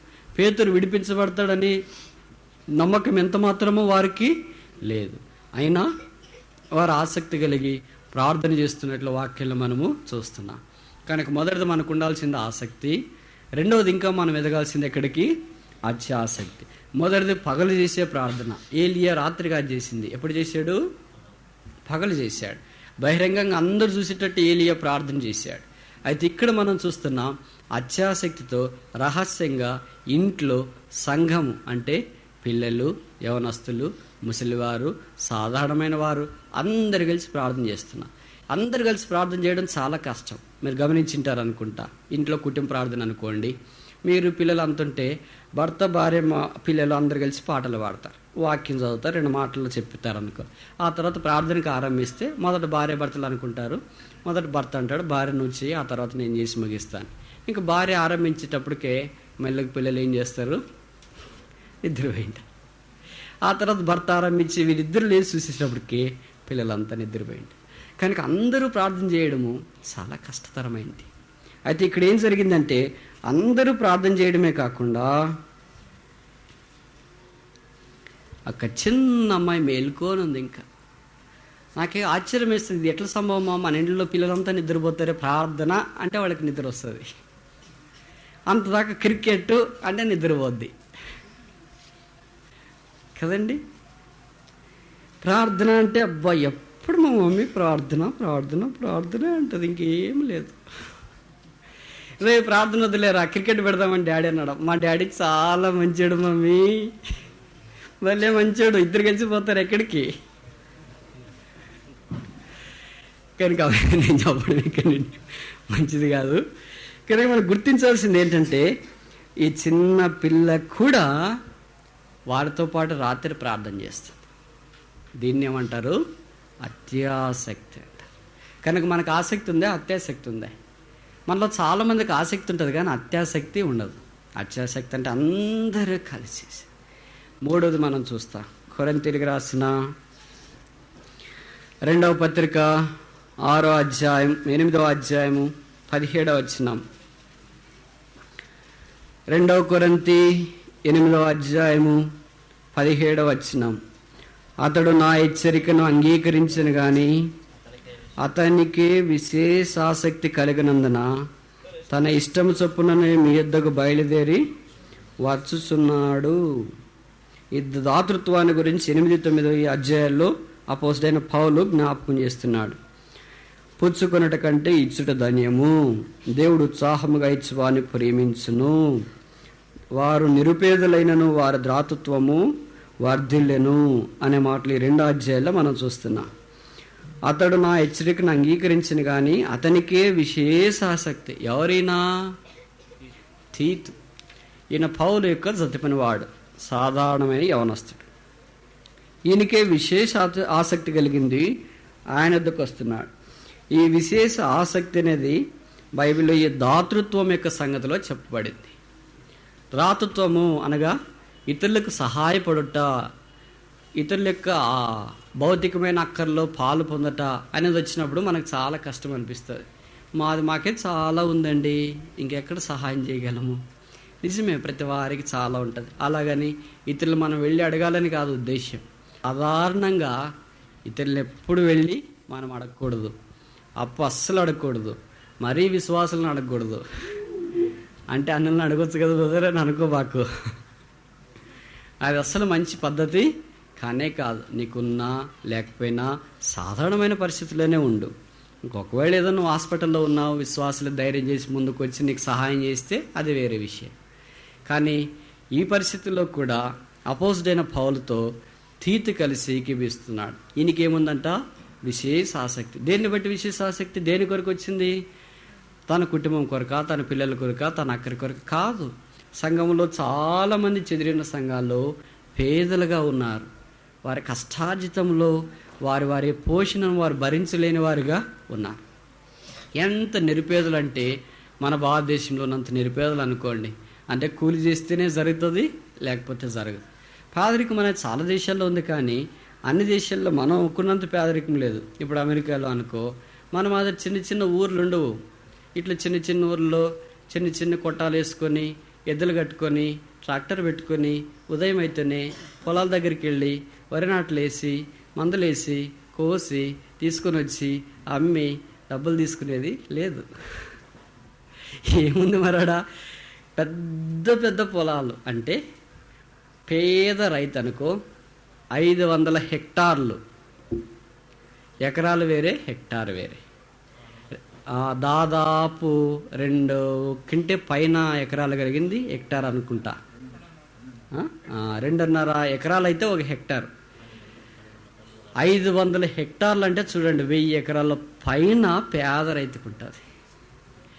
బాగున్న రైతు అనుకో 5000 హెక్టార్లు అంటే 10,000 ఎకరాలు. మనకేమైనా అర్థమవుతుందే? అంత పొలం ఎక్కడ చూసుకోవాలండి, ఇది ఏమయ్యే పని అనుకుంటా. వాళ్ళకి ఎవరు పని చేసేవాడు ఉండరు, ఆ కుటుంబమే. వాళ్ళు ఎక్కడ ఊర్లో ఉండరు, ఇలాంటి చిన్న చిన్న పల్లెలు ఉండదు. ఏంటమ్మా నాట్లేసేకి వస్తావా, ఏంటయ్యా వరి కోత కొయ్యడానికి వస్తావా అనేవాళ్ళు అక్కడ ఎవరు ఉండరు. అలాగ నువ్వు పిలిచినావు అనుకో, shut up idiot, get out of this place. భార్య భర్తలు ఉన్నారు, వారికి కుటుంబ నియంత్రణ, ఫ్యామిలీ ప్లానింగ్ లేదు. ఎంతమంది పిల్లలనైనా కనొచ్చు, అది వారికి వరంగా దేవుడు ప్రసాదించినాడు. కానీ వారికి చాలా తక్కువ మంది పిల్లలు అవుతారంట. మరి ఒక 5-6 మంది పిల్లలు అయ్యారనుకో, వారిని ఏదో చదువులు చదివించారనుకో, ఆ తర్వాత పిల్లలు చదువులు మానేశారనుకో, అందరు కలిసి ఏం చేస్తారంటే వాళ్ళ పొలం మధ్యలోనే ఒక 2-3 ఎకరాలు అంత ఇల్లు కట్టుకుంటారు. పశువులకంతా ఒక ఇల్లు, ఆ తర్వాత మేత పెట్టడానికి అంతా ఒక ఇల్లు, కోళ్ళన్నిటికి ఒక ఇల్లు, వాళ్ళ భార్య భర్త పిల్లలందరూ ఉండటానికి ఇల్లు. అన్నీ ఎట్లుంటాయి? ఎయిర్ కండిషన్ ఉంటుంది. పశువులకు కూడా టెంపరేచర్ కంట్రోల్ చేస్తారు. మేత వేసేది ఎట్లా? ఈ ముచ్చ మీద నుండి రే కొద్దిగా వేసిరా, లేకపోతే భర్త ఊరికి పోతే భార్యకి చెప్తాడమ్మా నేను వెళ్తున్నాను, కొద్ది గద్దెలకి నీళ్లు పెట్టేది, మేత వేసేది, అది ఇది చూసుకో అన్నాడు. అక్కడ అట్లా కాదు, అన్ని పనులు అందరు చేస్తారు. మేత వేసేది ఎట్లా? వరుసగా పశువులు ఇట్లా ఉంటాయి, పెద్ద ఏసీ హాల్. బటన్ ఉంటుంది ఒక వరుసలో, పోయి ఆ బటన్ నొక్కితే పెద్ద సొరుగులు మాదిరి ఉంటాయి. ఆ సొరుగుల్లో నుండి కిందకి మేత పడుతుంది కట్ చేసి. ఆ తర్వాత కొద్దిసేపు వాళ్ళకి తెలుసు ఎంతసేపు ఆ మిషన్ పడితే ఎంత మేత పడుతుంది అని. కొద్దిసేపు అయిపోయిన వెంటనే ఆ మిషన్ ఆఫ్ చేస్తే అప్పుడు ఆ పడిన మేత అంతా తింటాయి. ఆ తర్వాత వాటికి నీళ్ళు కావాలంటే మళ్ళీ బటన్. చిన్న చిన్న పిల్లలు కూడా ఆ పనులు చేయొచ్చు. మళ్ళీ మన మాదిరి దాని పెంట అంతా తీసేవాళ్ళు, ఊడ్చేవాళ్ళు అక్కడంతా ఎవరు ఉండరు. మిషన్ ఒక్కసారి పెడితే అంత శుభ్రంగా వాష్ చేస్తుంది, అంత పోయి పక్కన పడిపోతుంది. ట్రాక్టర్ల మాదిరి ఉండదు. ఒక 30-40 లక్షలు విలువ చేసి ఒక మిషన్ ఉంటుంది. అక్కడ కొంతమంది రైతులు పరిచయం అయితే వాళ్ళు తీసుకెళ్ళారు, చూసాం. మేము వెళ్ళిన రైతు చాలా పేద రైతు అనుకో, ఆయనకి 500 హెక్టార్లే ఉంది. ఆయన చెప్పాడు, బ్రదర్ మీరు ఎట్లా పని చేస్తారు, మరి మీకు ఒక్కరికి అలసట రాదా పని చేయాలంటే? లేదు బ్రదర్, ఇది అందరు పని చేసేది. అమెరికాలో స్త్రీలు ఇదే పని చేయాలా, పురుషులు ఇదే పని చేయాలా, పిల్లలు ఇదే పని చేయాలా అని ఉండదు. అమెరికాలో ఎక్కువ మంది బస్సు డ్రైవర్లు ఆడోళ్లే, రైలు డ్రైవర్లు ఆడోళ్లే, విమానం డ్రైవర్లు ఆడోళ్లే. ఎందుకంటే వాళ్ళైతే తాగరంట, బాగా నడిపిస్తారంట. మొగలు డ్రైవర్లు అయితే వీడు తాగి ఎక్కడైతే పెట్టేశారు దాన్ని, అది కొట్టుకునింది అనుకో ఇంక లేనిపోయిన నష్టం కలుగుతుంది. అందుకని అన్నీ వాళ్ళే డ్రైవ్ చేస్తుంటారు. మనకే చూస్తే ఆశ్చర్యం, అమ్మ ఇంత పెద్ద బస్సు, ఎంత పెద్ద బస్సు, గరుడ బస్సులు మాదిరి ఉంటాయి మామూలు టౌన్ సర్వీసులు. ఇంత పెద్ద బస్సు ఎట్లా కంట్రోల్ చేస్తుందంటే అంతే సింపుల్గా చిన్నగా ఉంటారు, 5 అడుగులు 5.5 అడుగులు ఎక్కి దాని మీద కూర్చుంటే yes sir get up let's go. మనమైతే అట్లనా సార్, ఈ దీనత్వము, ఈ నమ్రతతోనే సగం కాలం అయిపోద్ది, పుణ్యకాలం. సరే, భర్తకు బాగలేదనుకో, భార్య వెళుతుందంట. అంత ఇంజిన్ ఉంటుంది కదా, దాంట్లో ఏంటి వరి అనుకో నాట్లు వేసేది, లేకపోతే విత్తనాలు వేసేది అనుకో, అన్ని బటన్స్ ఉంటాయి అన్నమాట. ఏ బటన్ కావాలో ఆ బటన్ నొక్కితే నాట్లు వేయాలనుకో నాట్లు వేస్తుంది. అదే ఈమె ఊరికే మిషన్ అట్లా కదలి. మన మాదిరి ట్రాక్టర్ మాదిరి ఇటు గంతలు వేసి సాయంకాలం అయ్యేటప్పటికి పేగులన్నీ బయటకు వచ్చేటట్లు ఉండదు. చాలా స్మూత్గా ఉంటుంది, కారవలే ఉంటుంది అన్నమాట. అంత స్మూత్ దాంట్లో ఎవరైనా ఏం పని చేస్తారు. ఒకవేళ తల్లి కలిసి వచ్చిందనుకో వెంటనే పిల్లలు పోతారు. కనుక 24 గంటలు పని చేస్తూనే ఉంటారు అందరూ. కనుక 500 హెక్టార్లు అనేది 1, 2, 3 రోజుల్లోనే వాళ్ళు నార్లైలన్నా వేస్తారంట, తర్వాత కోయలన్నా కోస్తారు. అన్ని మిషనే. కోసిన తర్వాత వాటిని కట్టేది మిషనే. దాన్ని తెచ్చి వామ్ అంటాం కదా, మీ వైపు ఏమంటారు తెలియదు. వామ్ వేసేది మిషనే. ఆ వామిని తీసుకుపోయి పశువులకి వేసేది. అన్ని ఒకే కుటుంబము ఇంత పొలాన్ని మెయింటైన్ చేస్తుంది. ఎంత నాగరికత, ఎంత దేవుడు వారిని ఆశీర్వదించినాడు. మళ్ళీ వాళ్ళ ఆదివారం అంతా చక్కగా శుభ్రంగా తయారై పెద్ద ఫ్యామిలీ కార్ అని ఒకటి ఉంటుంది. 8 మంది పట్టేది, 6 మంది పట్టేది. అందరు కూర్చుంటారు, భార్య భర్త ముందు కూర్చుంటారు, పిల్లలు వెనక. కార్ అంటే మన మాదిరి డొక్క కార్లు, మనుషులు బట్టి కార్లు ఉండవల్ల. కార్లోనే ఫ్రిడ్జ్ ఉంటుంది, కార్లోనే హీటర్ ఉంటుంది, కార్లోనే టీవీ ఉంటుంది, కార్లోనే రేడియో ఉంటుంది, కార్లోనే అంత కారే ఒక ఇల్లు మాదిరి ఉంటుంది వాళ్ళకి. పిల్లలు వెనక కూర్చొని టిఫిన్ చేస్తా, అదేంటి గేమ్స్ చూస్తా, బైబిల్ చదువుతా, వాళ్ళ పనులు వాళ్ళు చేసుకుంటుంటారు. భార్య భర్తలు వీడు నడుపుతా మందిరికి వచ్చిన తర్వాత అందరు దిగడం. పెద్ద చర్చ్ అనుకో, ఇట్లాంటి చర్చి కడతామంటే వాళ్ళు వెంటనే షటప్ గెట్ అవుట్ అంటారు. వాళ్ళకి చర్చి కట్టాలంటే పెద్ద కథ, దానికి లైసెన్స్ తీసుకోవాలా, లెట్రిన్లు చూపించాలా. మేము ఎట్లైనా పండుకుంటామండి, ఒకే లెట్రిన్ 100 మంది వాడతామంటే అబ్బో సిగ్గులేదా నీకు అంటారు. కనుక ప్రతిదాన్ని ఇప్పుడు భార్య భర్తలు పిల్లలు అనుకో, 2 ఏళ్ళు దాటిన తర్వాత పిల్లలు భార్య భర్తల దగ్గర పండుకోకూడదు. పండుకున్నట్లు పిల్లలు పోలీసులకు ఫోన్ చేశారనుకో, మా అమ్మ మా డాడీ మమ్మల్ని వాళ్ళ దగ్గరే పండుపెట్టుకుంటున్నారు, మాకు వేరే బెడ్రూమ్ ఇవ్వట్లేదంటే వెంటనే పోలీసులు వస్తారు. బెడ్రూమ్ ఇస్తావా, ఇక్కడి నుండి పంపించాలా మిమ్మల్ని.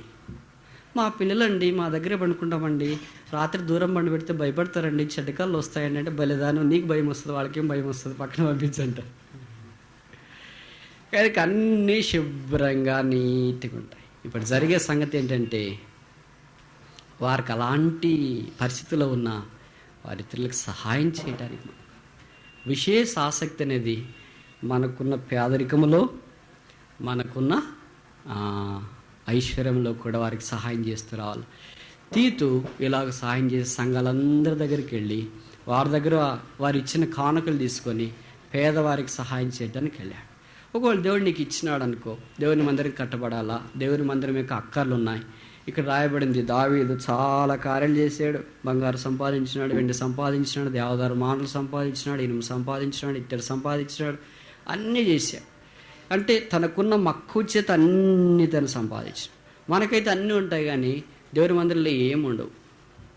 మనకైతే అన్నీ అంటే బాగా డబ్బులు ఉంటాయి, తల మొదలుకొని కాళ్ళ దాకా అంత పచ్చకి మెరిసిపోతుంటుంది. చెవులకి, ముక్కులకి, పెదవులకి లేదు కదా, వ్రేళ్ళకి, చేతులకి, కాళ్ళకి అంత మెరిసిపోతుంటుంది. ఏది మనం దేవునికి ఇవ్వటానికి ఇష్టపడం. ఏంటక్క ఇట్లా అన్నీ కష్టాల్లో ఉన్నాము, ప్రార్థన చేయండి. తప్పక ప్రార్థన చేస్తాం బ్రదర్, అసలు మీరే మాకు మనసులోనంతా. ఎట్లా మాటలు, గుంటూరు జిల్లా మాటలు చెప్పలేమనుకో, కానీ త్యాగపూరితమైన ప్రేమ. ఒకవేళ ప్రభు నిన్ను ప్రేరేపిస్తే దేవుని మందిరం కొరకు విశేష ఆసక్తి నీకు లేకుండా నీకు కలిగిందంతా అట్లే పెట్టుకుని ఉన్నావు అనుకో, దేవుడు దానికి ఏదో ఒక ఏర్పాటు చేసింటాడు. ఒక యథార్థ సంఘటన చెప్తా. మా అన్న రెడ్డోళ్ళ అమ్మాయిని పెళ్లి చేసుకున్నాడు. వాళ్ళు కర్నూలులో ఉంటారు. మా మామగారి కంటే అన్న చేసుకున్న ఇంట్లో 2 కూతురు. మొదటి కూతుర్ని, పెద్ద కూతుర్ని మా అన్న చేసుకున్నాడు. వారు విస్తారమైన ఈ కలప వ్యాపారం చేసేవారు. వారికి రాయలసీమలోనే పెద్ద డిపో ఉంది. తర్వాత యేసుప్రభుని నమ్ముకున్న తర్వాత చాలా సమస్యలు వచ్చినాయి. వారిని సరిగ్గా పట్టించుకోలేకుండా వారు ప్రభు నామాన్ని బట్టి బయటకు వచ్చినారు. సరే, నేను వాళ్ళ దగ్గరికి వెళ్ళేవాడిని. ఇక మా వదినమ్మ అప్పటికి రక్షణ లేదు, వెళ్ళి ప్రభుని గురించి వచ్చిరాని మాటలు ఏదో చెప్పేవాడిని, దేవుడు సహాయం చేసేవాడు.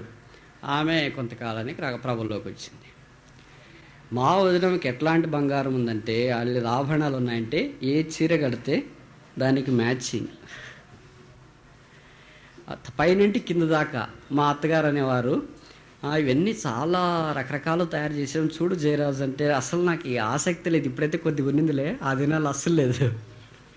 కానీ ఏం చూస్తావులే అత్తయ్య అంటే, లేదు చూడు ఈ లోకంలో ఎట్లున్నాయో తెలుసుకోవాలి కదా అనేది. సరే పెద్దాము కదా చూస్తే ఏమే అని నేను అనుకున్నాను. సరే ఆమె రక్షించబడింది. మా వదినమ్మ బాప్తీసంలో సాక్ష్యం ఇచ్చింది. ఆ తర్వాత నేను చెప్పాను, వదినమ్మ మీరు బాప్తీసంలో సాక్ష్యం ఇచ్చారు, సరే మరి పైనుండి కింద దాకా పచ్చగంతా ఏం బాగాలేదు, ప్రభు కొరకు తీసేస్తే ప్రభు బాగా వాడుకుంటాడు, ప్రభు కొరకు ప్రతిష్టంగా ఉండాలి మనం అంటే, నాకేం ఇష్టమే జయరాజ్, కానీ అంటే మా అన్నకి ఇష్టం లేదా, నేనే డాష్ పూర్తి చేసిన. కొన్ని సిస్టర్స్ మాట్లాడితే డాష్లు పూర్తి చేయాలి కదా. మీ అన్నకు కూడా నేను ఎట్లున్నా పర్వాలేదు, కానీ బయట వాళ్ళకే, బయట ఎవరో చూస్తేనే నీకెందుకమ్మా, పోనీ నువ్వేం ఉద్యోగం కూడా చేయట్లేదు కదా, ఇంట్లోనే ఉంటుంది. అవును అట్లాంటి ఆమె ఇట్లా అయిపోయిందా అనేది ఎట్లెట్లో అవుతుంది, నాన్న వాళ్ళంతా ఏమనుకుంటారు అనేది తీసే. నీ ఇష్టమమ్మా, నేను నీకు ఏంటి అన్న తమ్మనిగా చెప్పేది చెప్పాను, తీసిన మీ ఇష్టము, తీకపోయినా మీ ఇష్టం, బాధ్యత మీదే, చెప్పే బాధ్యత మాది, చేసే బాధ్యత మీది, చేయకపోయినా అలాగుండే బాధ్యత మీది. కానీ దేవుని ఉద్దేశంలో నీవు ఉన్నావు అనుకో, దేవుడు ఎలాగ చేయాలో అలాగా తప్పక నిర్ణయకాలం చొప్పున చేసి తీరుతా. రోజులు గడిచిపోయినాయి. వాళ్ళు దాదాపు ఒక అర్ధ ఎకరా పైరు ఉంటుంది అది డిపో. ఆ డిపోలోన ఒక మూలకి ఇల్లు కట్టుకొని ఉన్నారు. మా అన్న, మా వదినమ్మ, మా అమ్మ, మా చెల్లి, మా తమ్ముడు ఉండేవాళ్ళు. మా అన్న ఏదో పని మీద బయట ఉత్తర భారతదేశానికి వెళ్ళాడు. మా వదినమ్మ, వీళ్ళు మాత్రం ఉన్నారు. వీళ్ళ సంగతి బయట వాళ్ళకి వీళ్ళకి కూడా తెలుసు కదా. రాత్రి 12 గంటలకు ఒకరోజు ఏం చేశారంటే, ఒక 5 మంది యవనస్తులు తలకు ముసుగు కప్పుకొని నక్సలైట్లని పేరు చెప్తా ఇంట్లోకి వచ్చినారు. ఇంట్లోకి వస్తే ఇళ్ళకు ముందు పెద్ద గ్రిల్ ఉంటుంది. ఆ గ్రిల్కు ముందే ఒక ఆల్ట్ కుక్ ఉంటుంది పెద్దది, అది ఊహన రానిది. పగలపూట అటు ఇటు పోయే వాళ్ళని కట్టేసింటేనే కరిచింది. వాళ్ళకి ఇంజక్షన్లు వేయించడానికి కొన్ని వేలు ఖర్చు అయినాయి. అట్లాంటి కుక్కను ఏం చేశారంటే, వాళ్ళ లోపలికి వచ్చిన వెంటనే దానికి ఏదో మందు వేస్తే అది ఒక మూలకు పోయి పడిపోయింది. అది అరవను కూడా అరవలేదు. ఇంకో వాచ్మెన్ ఉంటాడు, ఆయన్ని కాళ్ళు చేతులు కట్టే సాపు కొట్టి పడేశారు. ఆయన ఒక మూలకు పడేశారు. తర్వాత మొదటి గ్రిల్లో పెద్ద గుణపం తీసుకొని వెళ్తే ఆ గ్రిల్ పక్కన పోయింది. ఫస్ట్ రూమ్లోనే మా తమ్ముడు ఉన్నాడు. వాని కాళ్ళ చేతులు గడిపేసి వాడిని మంచానికి అట్లే ఆనిచ్చి తెట్లా సాగొట్టారు. ఇంకా కథ చెప్తానమ్మా, అప్పుడే హయ్యో అంటే ఎట్లా జరిగిందంటే, లోపలికి పోయారు. లోపలికి పోతే మా వదినమ్మ, మా అమ్మ, మా చెల్లి ముగ్గురు వరుసగా పడుకొని ఉన్నారు. అప్పటికే మా వదినమ్మ రక్షించబడింది, మా అమ్మ రక్షించబడింది, మా చెల్లి కూడా రక్షించబడింది. ముగ్గురికి పైనుండి కింద దాకా పసుపు దయ్యం ఉంది. సరే ముగ్గురు చెప్పినా ఎవరు వినలేదు, ఒకరి మీద ఒకరు చెప్పుకుంటే అట్లే ఉన్నారు. ఇంక వాళ్ళు ఎప్పుడైతే లోపలికి వెళ్ళారో వీళ్ళకి భయం వేసింది. ఏం చేయాలో ఊహించుకోలేదు. మధ్యరాత్రి పూట ఉన్న పాటను వచ్చారు, అందరూ ముసుగులు కప్పుకొని ఉన్నారు, యవనస్తులు నిక్కర్లు వేసుకొని ఉన్నారు. ఈమెను చూసి బహుశా ఈమె అనుకున్నారే మా వదినమ్మని చూసి, అమ్మా కీస్ ఎక్కడ తాళపు చెవులు ఎక్కడ పెట్టావు, ఎక్కడ పెడతాం మనం, దిండి కింద పెడతాం, దిండి కింద ఉన్నాయన్న, సరే ఇవ్వు, తాళపు చెవులు తెచ్చి ఇచ్చింది. మీరు ముగ్గురు గోడకు నిలబడినారు. మొదట మా చెల్లి, తర్వాత మా అమ్మ, తర్వాత మా వదిన నిలబడి. మా చెల్లికి చెప్పారు, అమ్మ పైనుండి కింద దాకా అంతా ఒలిసివు, చెవులకి చేతులకి ఉండేదంతా ఒలిసింది. ఈ ముక్కు ఉంటుంది అన్న, ఇక్కడ ఒక చిన్నది ఉందన్న, ఇది రావట్లేదు, రాకపోతే అట్లే పెట్టుకోమ్మా, వచ్చేది ఒకటి ఒలిసివు చేతులు పెట్టుకుని. ఆ తర్వాత మా అమ్మకు కూడా అంతా ఒలిసినారు. మా వదిన దగ్గరికి వచ్చినారు, అంతా తీసుకున్నారు. ఇంకెక్కడున్నాయమ్మా, బీరువాలో వెళ్ళారు, తీశారు. లాకర్ ఉంటుంది, దాంట్లో రకరకాలైన ఆభరణాలన్నీ తీశారు. వాచ్లు, టేప్ రికార్డులు, డబ్బులు అన్నీ తీసుకున్నారు. ఫోన్ వైర్ కట్ చేసినారు తెలియకుండా. ఎంత చేశారంటే ఇంక ఇంట్లో విలువైనది ఏమీ లేకుండా దోచేశారు. బయటికి వెళ్ళి లోకల్ కాల్ మందిరానికి ఫోన్ చేయటానికి కూడా రూపాయిన్నర లేదు. అంతా దోచేశారు. దోచేసి పోతుంటే మా వదినమ్మకు ధైర్యం వచ్చిందంట, మరి ఎట్లా వచ్చిందో తెలియదు, వెళ్ళిపోయారు వాళ్ళు. వెళ్ళిపోయిన తర్వాత వీళ్ళకి ఇంకా నిద్ర పట్టలేదు కదా, ఇది కళ నిజమా అనుకునేటప్పటికే తెల్లవారిపోయింది. తలుపులన్నీ బిగించేసి వెళ్ళిపోయారు. అటు ఇటు వచ్చే వాళ్ళని పిలిస్తే వాళ్ళు వచ్చి తలుపులు తీశారు. వీళ్ళు బయటికి వెళ్ళి అరణ్య గారికి ఫోన్ చేస్తే కర్నూలులో వాళ్ళు వ్యాన్ వేసుకొని ఇంకేదో భోజనం, అది వేరే విషయం అనుకోండి. సరే, ఇప్పుడు జరిగింది ఏంటంటే వెంటనే మా వదిన ఫోన్ చేసి నాకు తొందరగా వచ్చేలా చేయరాసని. ఏం వదినమ్మంటే, అమ్మో చెప్పేది కాదు, నువ్వు వచ్చేలా ఆయన అంటే మీరు చెప్పకపోతే నాకు కూడా భయం వేస్తుంది కదా, ఏదో చెప్పాలి కదా, ఇది జరిగింది పలానా పలానా అని చెప్తే నేను మానసికంగా సిద్ధపడతా. నేను అంత ఆత్మీయంగా ఎదిగిపోయారా ఏంటి? లేదు లేదు నువ్వు వస్తే కానీ చెప్ప. ఏం జరిగిందమ్మా అన్న. దొంగతనం జరిగిందండి. కొద్ది కుదుటైంది. సరేలే, ఇంకెంత జరిగినా మా వదిన మాట్లాడుతుంది బాగుంది అని అర్థం, ఇంక అందరూ బాగున్నారు అని అర్థం. ఆస్తి పోయింది. సరే, మనసు ధైర్యం తెచ్చుకొని ఇంటికి పోయినా. ఇంటికి పోతే అన్నీ చూస్తే నాకు కూడా చాలా బాధ వేసింది. ఎంత పాడు చేశారంటే అన్నీ పాడు చేశారు, కానీ వారిని పొరపాటు కూడా తాకలేదు. కనగుడ్డును ముట్టినవాడు నా కనగుడ్డు 5 మంది ముసుగులు పెట్టుకొని రావాలా, అన్నోళ్ళు అని చెప్పాలా, నిలబెట్టాలా, పైనుండి కింద దాకా నిలువు దోపిడి చేయాలా. మనం సువార్త కూడా చెప్పాలి వాళ్ళకి, వేసుకుని నమ్ముకోండి అన్నా, భలే సువార్తం అనేది.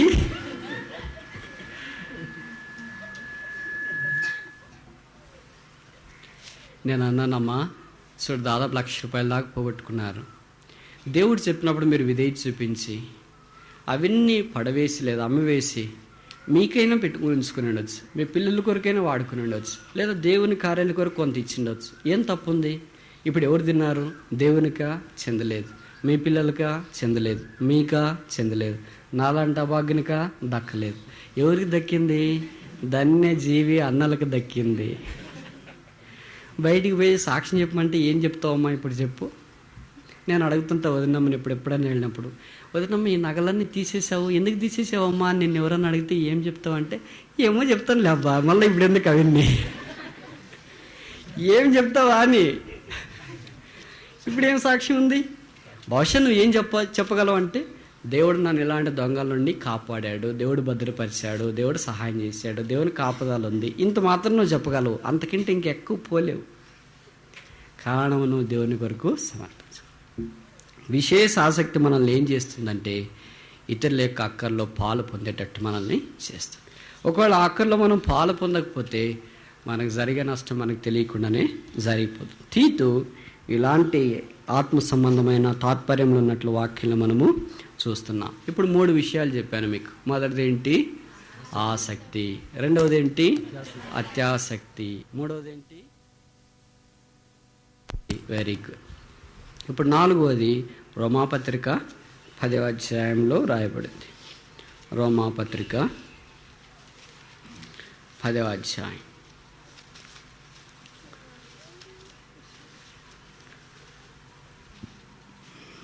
2వ వచనం. వారు దేవుని యందు ఆసక్తి గలవారని వారిని గూర్చి సాక్ష్యమిస్తున్నాను, అయినను వారి ఆసక్తి జ్ఞానానుసారమైనది కాదు. కనుక 4వ రకమైన ఆసక్తి ఏంటమ్మా? జ్ఞానానుసారమైన ఆసక్తి. అంటే వారి జ్ఞానానుసారమైన ఆసక్తి లేదు అంటే ఆసక్తిలో జ్ఞానం ఉంది అని అర్థం. మనం చాలాసార్లు ఆసక్తిగా పనిచేస్తుంటాం, ఆసక్తిగా సువార్తకి వెళ్తాం, ఆసక్తిగా దేవుని కార్యాల్లో ముందుకు వెళ్తుంటాం, కానీ జ్ఞానానుసారంగా మనం పనిచేయం. ఇది నేను చేయొచ్చా, ఇది ఇప్పుడు చేయొచ్చా, ఈ స్థలానికి ఇప్పుడు వెళ్ళొచ్చా, ఈ స్థలంలో ఇప్పుడు మనం వాక్యం బోధించవచ్చా, ఇప్పుడు వారిని మనం పిలవచ్చా. ఉదాహరణకి చూడండి, మనం రక్షించబడినాం, మన పక్కన ఎవరినో మీటింగ్లకు పిలవాలనుకున్నాం అని బాగా ప్రార్థన చేసుకున్నాం. సరే, వాళ్ళని పిలుస్తాము, ఆమె నీకు బాగా తెలుసు కదా అని అక్కడికి పోతే భార్య భర్తలు పోట్లాడుతున్నారు అనుకో, గిన్నెలు అన్ని శబ్దాలు వినిపిస్తున్నాయి అనుకో, నీకు బాగా అర్థమైంది వాళ్ళిద్దరు పోట్లాడుతున్నారు అని. ఇప్పుడు వెళ్ళి ఏమక్క మీటింగ్కి వస్తానంటివి, రెడీ అయినావా లేదా అన్నావు అనుకో, భర్త భార్యని కొట్టేది వదిలి నీ మీదకి తిరుగుతాడు. కనుక నీ ఆసక్తి అప్పుడు ఏం చేయాలా? జ్ఞానం ఉపయోగించాలా. వీళ్ళిద్దరు ఎంతో పోరాటంలో ఉన్నారు. ఇప్పుడు వాళ్ళని పిలువకుండా కావాలంటే వారు పోరాటం తగ్గించాలంటే మెల్లగా నువ్వు వాళ్ళ మధ్యలోకి ప్రవేశించి వాళ్ళతో ఏంటి ఏదో అట్లా మాట కలుపుకోలుగా మాట్లాడి ఏదో పెద్ద తరహాకి చెప్పి దేవుని మాటలు చెప్పి ప్రార్థన చేసి ఆ తర్వాత వారి దగ్గర నుండి జ్ఞానానుసారమైన ఆసక్తి ఉందో దానికి ఎంత నిలువెత్తటి ప్రతిస్వరూపాలు మనం బహు చక్కగా అర్థం చేసుకోవచ్చు. భర్త చాలా కోపంగా ఉన్నాడు అనుకో, ఆఫీస్ నుండి వచ్చిన వెంటనే భార్యకు అర్థమైపోద్ది కదా చాలా కోపంగా ఉన్నాడు అని. వెంటనే పోయి, ఏమండి బైబిల్ చదువుకున్నావు అంటే, నీ ముఖం నోరమయ్యి, నువ్వు ఆత్మీయంగా మాట్లాడాల్సిందే, కానీ ఎప్పుడు మాట్లాడాలా, ఏం మాట్లాడాలా అనేది తెలుసుకొని ఉండాలి. కనుక అలా సీరియస్గా వచ్చినప్పుడు ఏం చేయాలా సరే, పెళ్ళైన సహోదరులను అడిగితే వారు చెప్తారు. కనుక జ్ఞానానుసారమైన ఆసక్తి ఏం చేయాలంటే, వాళ్ళు ఏ పరిస్థితిలో ఉన్నారు. ఆఫీస్ నుండి జీతం తీసుకొని వచ్చినాడు, చాలా సంతోషంగా వచ్చాడు. చేతి నిండా ఒకవైపు బ్యాగులో మామిడి పళ్ళు, ఒకవైపు చేతి నిండా ప్లాస్టిక్ సంచిలో కేక్స్, ఐస్ క్రీములు, స్వీట్లు తీసుకుని వచ్చి పెట్టాడు అనుకో. భార్య లోపలికి లేదా బయటికి వెళ్ళి భర్త స్వీకరించక ముందే భర్త వచ్చి లోపలికి పెట్టాడు. ఎక్కడున్నావు హాని అంటే, అమెరికాలో భార్యను హాని అంటారు. సరే పిలిచాడనుక, ఇక్కడ ఉన్నానండి, రా త్వరగా రావేంటి అంత దూరం. నా భార్య చాలా హ్యాపీగా ఉన్నాడు భర్త అని గ్రహించి సరే వచ్చింది. ఏదో మాటలు పెట్టారు, స్వీట్లు తింటా, పిల్లలంతా తింటా, ఆయన భోజనానికి కూర్చున్నాడు. ఒకళ్ళు నువ్వు దేవుని గురించి చెప్పాలా, దశంభాగం గురించి చెప్పాలా, అట్లాంటి సందర్భాల అవకాశం తీసుకుని, దేవుడు మనకి ఇంత ఆరోగ్యం ఇచ్చాడు కదండి, ఇంత ఇచ్చాడు కదండి, ఇన్ని చేశాడు కదండి, ఇంత చేశాడు కదండి అని అంటనే ఉండాలి. చివరికి ఆయనే సాగదీసా, సరే ఇవన్నీ చెప్తున్నావా ఏంటి అని, మెయిన్ టాపిక్ ఏంటి? కాదండి, దేవుడు మనకి ఇచ్చిన దాంట్లో దేవుని సేవకు కూడా మనం కొద్దిగిస్తాం. అట్లా సర్లే ఎంత ఇవ్వాలా అంట. అట్ట కాకుండా నువ్వు మొట్టమొదట ముందే చెప్పేవారు అనుకో, జీతం తీసుకోబోకు 31st ఏమండి జీతం వచ్చిన తర్వాత దశంభాగం ఇయ్యాలి చూడంటే, నేను ఒక్క నోరమయ్యి. ఈ దినాల్లో మన కుటుంబాలు పాడు కావటానికి, మన పిల్లలు పాడు కావటానికి, మన సంఘాలు పాడు కావటానికి ప్రధానమైన కారణం ఏంటంటే అజ్ఞానానుసారమైన ఆసక్తి. మన పిల్లలు ఉన్నారు, యవనస్తులు, టీనేజ్ పిల్లలు ఉన్నారు. వాడు బాగా సినిమా చూస్తుంటారు అనుకో, వచ్చిన వెంటనే ఏంట్రా సినిమాకి వెళ్ళావా అంటే వాడంట, నీకెందుకు అవన్నీ, ఎదుటి మాట అనిపించుకోవడం ఎందుకు, మరి వచ్చిన వెంటనే గద్దించాలి కదా బ్రదర్. అట్లా గద్దిస్తే వాడు ఎట్లా లోపడతాడు? వాడు ఏదో వచ్చిన వెంటనే ప్రేమతో భోజనం పెట్టి, కాలేజ్ సంగతులు అది ఇది సరదాగా మాట్లాడి, ఏదో నువ్వు ఇంత దాకా లేనందుకు నాకు ఇంట్లో లోటు కనిపించినట్టుంది కొడక, భలే తల్లివమ్మ నువ్వు,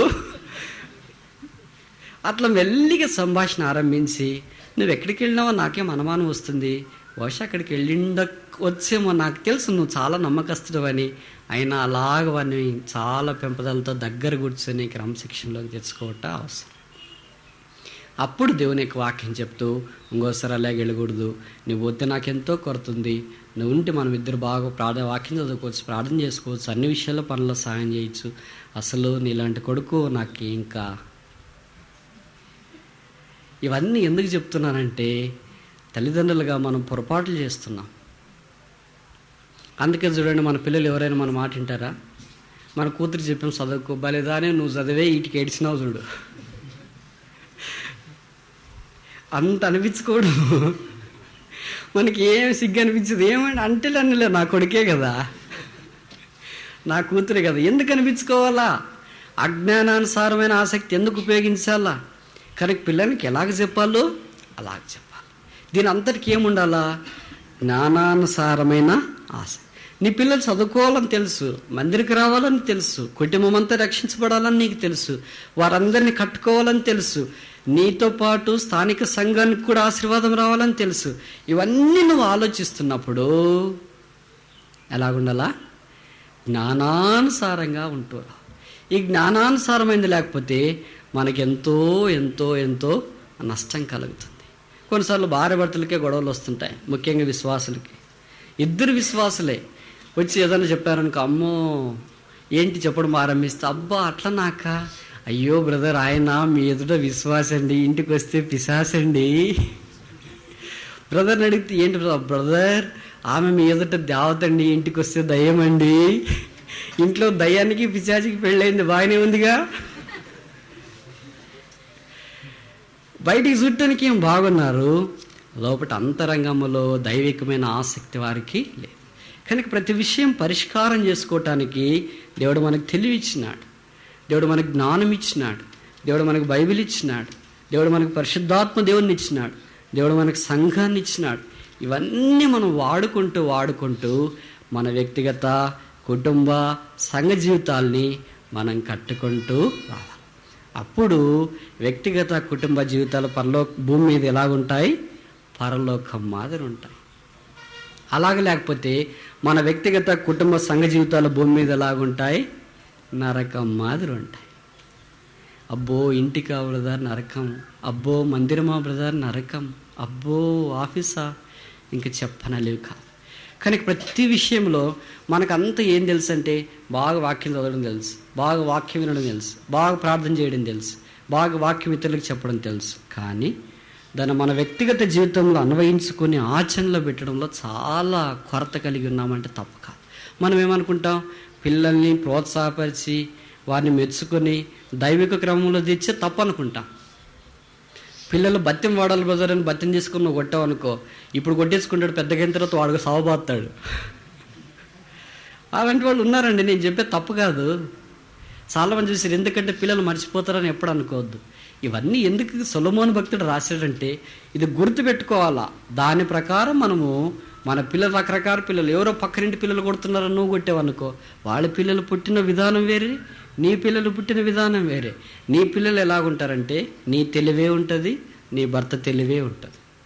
వాళ్ళ పిల్లలకి వాళ్ళమ్మ, వాళ్ళ నాయన, వాళ్ళ బంధువులు తెలివే ఉంటుంది.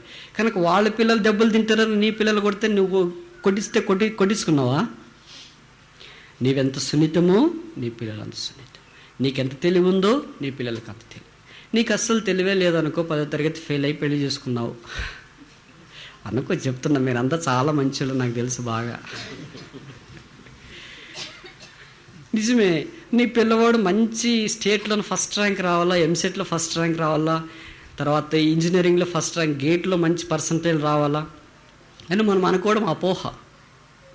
నీ పిల్లడు పాస్ కావాలనుకోవడం మంచిదే. నువ్వే ఫెయిల్ అయినప్పుడు నీ పిల్లడు అవునండి మేము చదివే దినాలు ఇన్ని కోచింగ్ లేవండి, లాంగ్ టర్మ్ లేదండి, షార్ట్ టర్మ్ లేదండి, మోడల్ పేపర్ లేవండి, కార్పొరేట్ కాలేజీలు లేవండి, మాకు టిఫిన్లు ఇట్లు పెట్టలేదండి, మాకేదో చేసి ఇటు చేసారండి అన్నట్టు. ఇవన్నీ కరెక్ట్ నువ్వు చెప్పేవాడిని. కానీ అప్పటికి ఇప్పటికి కాలం చాలా మారింది. మన పిల్లల్లో చాలా మార్పు వచ్చింది. ఎప్పుడు మన పిల్లల్ని మనతో పోల్చకూడదు. అంటే ఏంటి? మీ పిల్లలు వచ్చి అడిగారు అనుకమ్మా, వర్షం కదా, చెప్పులతో స్లిప్పర్స్తో నడుస్తుంటే నా చొక్కాలన్నీ బురదైపోతున్నాయి, నాకు షూ కావాలా అన్నారు అనుకో, రే నోర్మయ్, నేను చదువుకునే దినాల్లో చెప్పులు కూడా లేవరా, అందుకే నీకు బురద కొట్టలేదు. వాడు కూడా చెప్పులు లేకుండా ఉంటే వానికి కూడా బురద కొట్టదు. నువ్వు చదువుకునే దినాలకి ఇప్పటికి చాలా తేడా ఉంది. అప్పుడు ఇప్పుడు పోలిస్తే కుదరదు. నువ్వు చదువుకునే దినాల్లో ఇలాంటి గూడలు ఎక్కడ ఉన్నాయి నీకు? ఇలాంటివి ఎట్టున్నా? నేను ఇంటర్మీడియట్ చదివేదాకా నాకు చెప్పలేవు, 10th క్లాస్ చదివేదాకా అన్నీ చినిగిపోయిన వస్త్రాలే ఉండేది. ఆయన ఇప్పుడు మన తరం పిల్లలు వచ్చిన తర్వాత నీకు చినిగిపోయిన గుడ్డలు వేస్తాడు నాన్న, నా వల్లే నువ్వు 10th క్లాస్ కట్టలే చదువుకో అంటే షట్ అప్ నోరు మూయి అంటాడు. కనుక మన పిల్లలు ఈ సరళిలో ఎలాగున్నారు, వేరే వాళ్ళని తీసుకుంటున్నారు. అలాగే నువ్వు అప్పు చేసి తీసుకురమ్మని నేను చెప్పట్లేదు. నీవు ఉన్న దాంట్లోనే 1000 రూపాయల షూ ఉన్నాయి, 6000 రూపాయల షూ ఉన్నాయి, 70 రూపాయల షూ కూడా ఉన్నాయి. కనుక నీ తాయెత్తు ఎంత, నీ జోబు ఎంత, పరస ఎంత వేలాడుతుంది, దానిని బట్టి నీ పిల్లలకు కొన్ని విషయాల్లో సహాయం చేయవచ్చు. అలాగని కొంతమంది తల్లిదండ్రులు ఏం చేస్తారంటే, బాగా డబ్బున్న వాళ్ళు అనుకో, వాళ్ళకి ఎక్కడి నుండి వస్తుందో తెలియదు, కొడుకు పుట్టాడు అనుకో, 2 కొడుకులేరా అమ్మా, ఇంకా కట్నం ఇవ్వాల్సిన పనే లేదు, దేవుడు ఎంత గొప్పవాడండి, నోరమై తర్వాత తెలుస్తుంది దేవుడు గొప్పవాడా కాదా పెళ్ళైన తర్వాత కొడుకులకి. రోజులు గడిచే కొలది ఏమైపోద్ది, 10th క్లాస్ దాటి కొడుకు వచ్చినాడు అనుకో, ఏదో ఇంటర్మీడియట్ అయిపోయింది, ఎంసెట్లో ర్యాంక్ వచ్చింది, ఇంజనీరింగ్ చేర్పించావు, 2 పక్కన కాలేజీకి పోయేస్తున్నాడు. నా కొడుకు బస్సులో ఎందుకు వెళ్ళాలా అందరితో పాటు? వాడు చెప్తాడు వచ్చి, మమ్మీ బస్సులో భయంకరమైన రద్దీ, సీటే లేదు, చెమటలు పట్టిపోయినాయి, డ్రెస్ అంతా పాడైపోయింది, చూడు ఈ పుస్తకాలు మోసుకొని ఎట్లా పోవాలా? తల్లికి క్రొవ్వొత్తి వల్లే కరిగిపోద్ది హృదయం. అమ్మ నా కొడుకంట నిలబడంట, బస్సులోనంట పోయొచ్చాడంట అని అనుకుని నువ్వేం చేస్తావు? వెంటనే కాచుకొని ఉంటావు ఆర్డర్ ప్లేస్ చేయటానికి. రాత్రిపూట భర్త ఎప్పుడు వస్తాడు ఆఫీస్ నుండి అని. ఇంకొచ్చి భోజనం పెట్టిన తర్వాత మాట్లాడితే, ఏంటండి వాడు పిల్లోడు చాలా కష్టపడుతున్నా, ఏమంట ఇంకా సంభాషణ ఆరంభించి మొత్తానికి మెల్లగా చెప్పేస్తుంది. హాండా స్ప్లెండర్ తీయాలండి, పోయి రావడానికి బాగా కుదురుతుంది. అప్పుడు ఏదో చదువుకుంటాడో అలసిపోడు, తిన్నది కూడా శరీరానికి ఎక్కుతుంది. మనకంటే అప్పుడు లేని దినాల్లో ఉన్నామండి, ఇప్పుడు ఏదో దేవుడు మనకి ఇచ్చాడు కదండి అని భార్య క్లాసు భర్తకు బాగా అర్థమవుతుంది అన్నమాట. ఫండమెంటల్ బేసిక్స్ ఆయనకి నిజమే కదా, మాకెట్లో లేదు, ఏదో సైకిల్ మీద పోయాము, నడిచిపోయి చదువుకున్నాం, కొడుకు కొనిస్తాము అని వెంటనే కొడుకు ఆయన అందరు తీసుకెళ్ళి స్ప్లెండర్ కొనిస్తారు. వాడు ఇంక రోజు స్ప్లెండర్ వేసుకొని తిరుగుతూ ఉంటే వాడు అంటాడు, మమ్మీ ఈ స్ప్లెండర్ వేసుకొని చెప్పులు వేసుకుపోతుంటే బాగాలేదు మమ్మీ, అందుకే అడిడాస్ షూ కొనాలి మమ్మీ అంటాడు, బూట్లు. అట్లా అవును, నా కొడుకు ఇట్లుంటే ఏం బాగాలేదు, ఇంజనీర్ మాత్రం లేడు. సరిపోతావు, మంచి అడిడాస్ వుడ్లాండ్స్ ఒక షూ తీసుకొని వస్తా. ఇంకా కొన్ని రోజులకి బండికి ఫుల్ పెట్రోల్ కావాలి మమ్మీ, ఇది ఎక్కడ నిలబడిపోతుంది మమ్మీ, ఎట్లా నిలబడిపోదు, దేశమంతా తిరగడమే ఉదయం నుండి సాయంకాలం దాకా, మందిరం తప్ప ఇల్లు తప్ప. ఒక్కడి కాదు, మామూలు స్టూడెంట్ల బండ్లు, మన విశ్వాసాల బండ్లు ఒకరు ఎప్పుడు ప్రయాణం చేయరు, దాంట్లో కనీసం 3 ప్రయాణం చేస్తుంటారు అనమాట. వాళ్ళ ఫ్రెండ్లు వెనక వీడితో వస్తూ ఉంటాడు, వీళ్ళు హీరో, వాళ్ళ విలన్లు అంతా. ఇంకొన్ని రోజులకి బండి బాగా కండెమెత్తుంది, మమ్మీ ఈ బండి ఏం బాగలేదు కానీ సరే ఎట్లయినా దీంతో అడ్జస్ట్ చేసుకుంటా, నాకు సెల్ ఫోన్ కావాలి మమ్మీ. ఇవన్నీ అడుగుతూ ఉంటే నీకు వాడు చదివేది ఉండదు. ఫస్ట్ ఇయర్లో అన్ని 40% వచ్చింటుంది. పొరపాటు నువ్వు అన్నీ విన్ని ఇచ్చిన తర్వాత అసలు నా కొడుకు ఎట్లా చదువుతున్నాడా అని ఎందుకో నీకు రాత్రి నిద్ర పట్టలేదు ఆలోచన వచ్చింది అనుకో, రేపు అడుగుతావని, రేపు ప్రోగ్రెస్ రిపోర్ట్ తీసుకురారా, మమ్మీ ప్రోగ్రెస్ రిపోర్ట్ అస్సలు ఇవ్వట్లేదు మమ్మీ, ఇచ్చింటారు వాడి సంతకం పెట్టుకుని పోయి ఇచ్చేసి వస్తాడా. సరే నువ్వేం చేస్తావు, వీడు ఇలాగ నాకు చెప్తున్నాడని నువ్వు భర్త ఇద్దరు కలిసి కారు వేసుకుని వెళ్ళారు కాలేజ్కి. ఆ పిల్లోళ్ళు లేనివాడు పోయి అన్నీ కనుక్కున్నారు. తీరా చూస్తే వాళ్ళు చెప్పింది ఏంటి, 40% వచ్చాయమ్మా, అటెండెన్స్ కూడా తక్కువ వచ్చింది, ఫస్ట్ ఇయర్ కదా అని ఎట్లా ప్రమోట్ చేసాము, సెకండ్ ఇయర్ బాగా అటెండెన్స్ వచ్చేటట్లు మార్కులు వచ్చేటట్టు చూడండి అంటే నీ సంతోషం అంతా జారిపోద్ది. ఇంత బాగా పెట్టుకున్నానే వీడు ఇట్లా ఎందుకు అయ్యాడా అని అనుకుంటా. వచ్చిన తర్వాత మళ్ళీ సెల్ ఫోన్ అడిగితే సెల్ ఫోన్ కొనిస్తేనే నేను కాలేజీకి పోతే, లేకపోతే ఫోన్ అంటాడు. అమ్మో ఫస్ట్ ఇయర్ ఇలాగ అయిపోయింది, సెకండ్ ఇయర్ అన్నా పోతే మంచిది కానీ సెల్ ఫోన్ తీస్తా. ఇంకా కవర్లు పెడతారు చెట్ల కింద, పార్కుల కింద.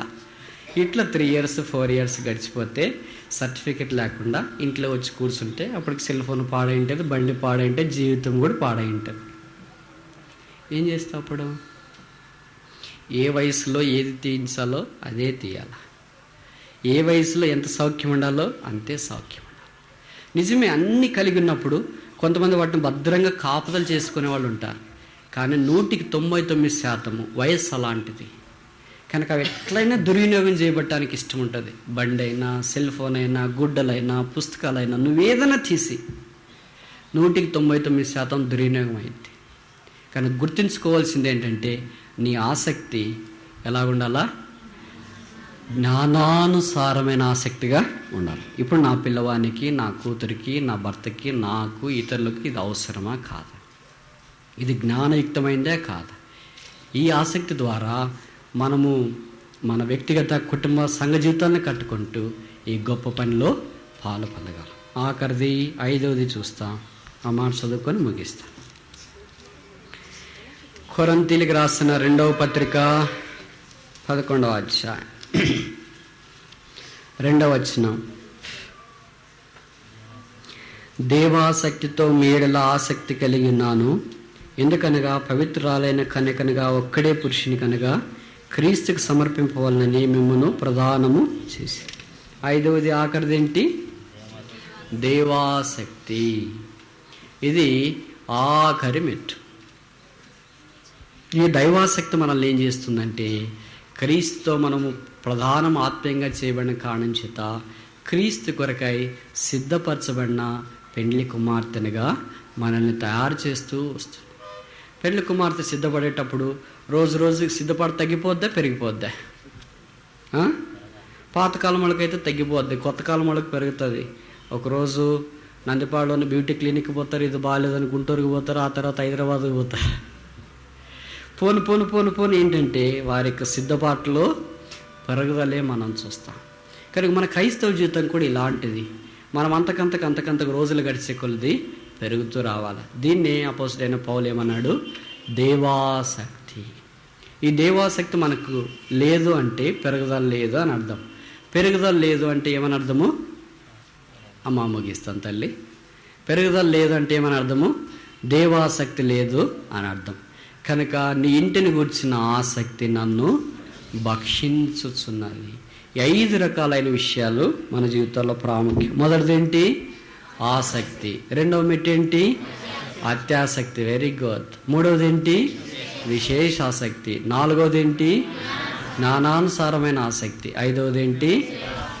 అలాంటి దైవాసక్తితో మనము దేవుని రాకడ కొరకు సిద్ధపడుతూ మన వ్యక్తిగత కుటుంబ సంఘ జీవితాలను కట్టుకుంటూ ఈ పని బహు గొప్పదనే పరిచయంలో పాలు పొందినట్లు దేవుడు మనకు సహాయం చేయనుగాక. మోకరించండి, ప్రార్థన చేస్తాం.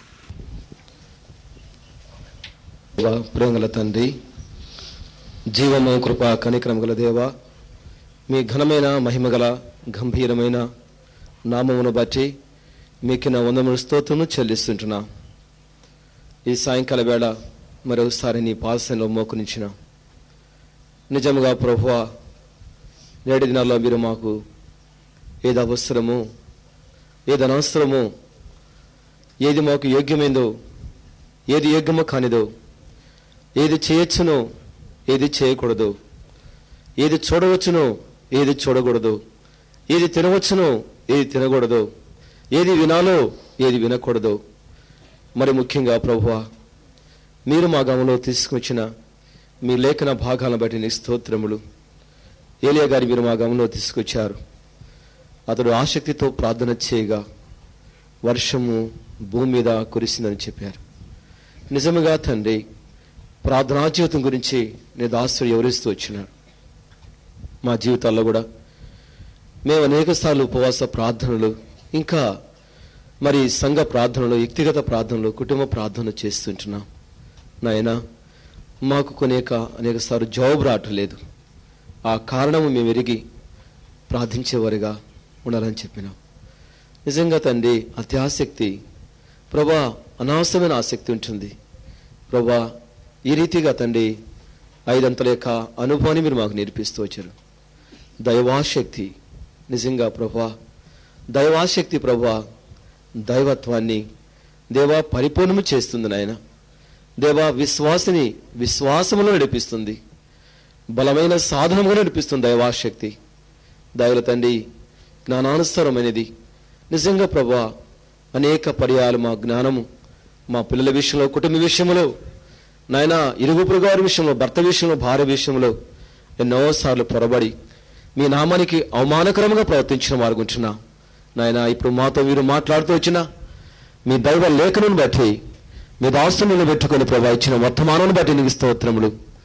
దయగలన మా తండ్రి, 2వ దినము సాయంకాలం 4 గంటల యొక్క మీటింగ్లో కూడా మీ దాసుని మీరు బలపరిచి వాడుకునేందుకై వందనములు స్తోత్రము చెల్లిస్తుంటున్నాం. పరలోకపు తండ్రి, జీవముల దేవా, మహిమల రాజాన్ని స్తోత్రములు. మీరు ఎంతైనా నమ్మదగిన దేవుడు. నీ నమ్మకత్వాన్ని రుజువుపరుచుకుంటున్నారు. నేటి దినంలో నీ దాసులను దైవ దేవుని నిలబెట్టుకుని ప్రభు మీరు వాడుకుంటున్నందుకై స్తుతిస్తుంటున్నాం. పరలోకపు తండ్రి, పరిశుద్ధమైన మా దేవాన్ని స్తోత్రములు. ఆయన నీ బిడ్డలు ఎవరు కూడా ఖాళీకి వెళ్లకుండా, రిక్తహస్తాలతో వెళ్లకుండా, మార్పు కలిగిన జీవితంతో వెళ్లకుండా, ఏవైతే మేము అనేకమైన తండ్రి సంఘటనలు మేము చేయకుండా చేస్తున్నాము, వాటన్నిటిని చేయమని దేవా తీర్మానం చేసుకునేట్టుకు సహాయం చేయమని, కృప చూపించమని దయగల తండ్రి, ముందున్న యొక్క ఈ రాత్రి కొడుకేమో సిద్ధపరచండి, రేపు ప్రభుదినకేమో సిద్ధపరచండి, మరి ముఖ్యంగా నీ దాసుని మీద సిద్ధపరచండి, బలపరిచి ఆరోగ్యంతో చేయమని, ఎత్తబడిన మాటలన్నీ కూడా నీరు కట్టి పనిపరచండి. అమెరికా అక్కడ ఉన్న యొక్క వాతావరణం చూస్తూ వచ్చినాం, ఇక్కడ వాతావరణం చూస్తూ వచ్చినాం. ఈ రీతిగా అనేకమైన సాక్ష్యాలు వింటూ వచ్చినాం. మా జీవితాల్లో తండ్రి మేము ఏ అనుభవం కలిగి ఉండాలో, పరిశుద్ధమైన వాతావరణం, పరిశుద్ధమైన యొక్క మందిర యొక్క నిర్మాణము, ఈ పని గొప్పది అనే మాట మీద మీరు మాతో మాట్లాడుతూ వస్తున్నందుకై వందనము స్తోత్రం చెల్లిస్తూ నీ బిడ్డలందరి మీ చేతికి అప్పగించుకుంటూ మా ప్రభును రక్షకుడును యేసుక్రీస్తు జీవముగలైన పరిశుద్ధమైన నమ్మకమైన నామాన్ని బట్టి ప్రార్థించి స్తుతించి అడిగి వేడుకున్నాం మా తండ్రి. ఆమేన్.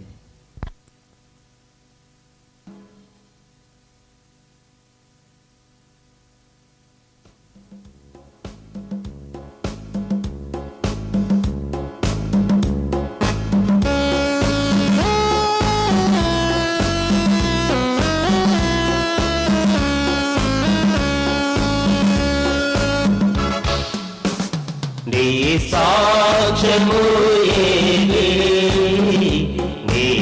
బలియార్పణయేది, నీ సాక్ష్యము ఏది, నీ బలియార్పణయేది. ప్రభు యేసును అంగీకరించి నీ త్రించెదావేలా, ప్రభు యేసును అంగీకరించి జాగృతిసేదవేలా. మేలుకోలేము, మేలుకోలేము, రారము విశ్వాసే, రారము విశ్వాసే, నీ సాక్ష్యము ఏది, నీ బలియార్పణయేది, నీ సాక్ష్యము ఏది, నీ బలియార్పణయేది.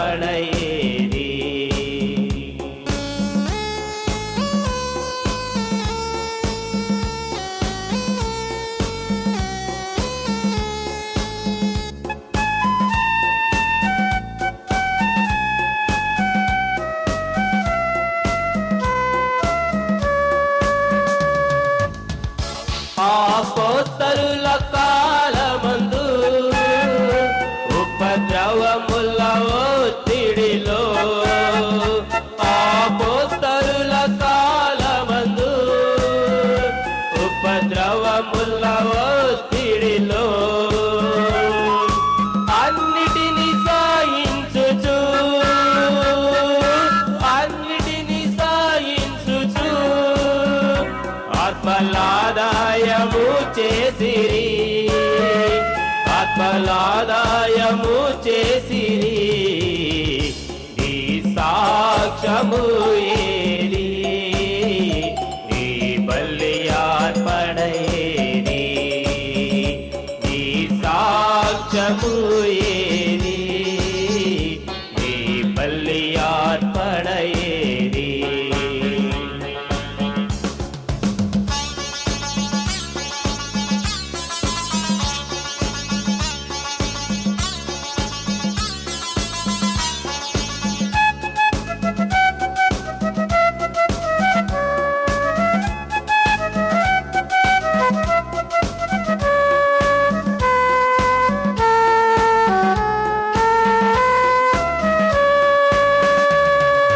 రాళ్ళతో కొట్టబడిరి, రంపాలాచి కోయబడిరి, రాళ్ళతో కొట్టబడిరి, రంపాలాచి కోయబడిరి, పరమాదర్శనముంది, పరమాదర్శనముంది, వార్తారు చాటించిరి, వార్తారు చాటించిరి, నీ సాక్ష్యము ఏది, నీ బలియార్పణయేది, నీ సాక్ష్యము ఏది, నీ బలియార్పణయేది.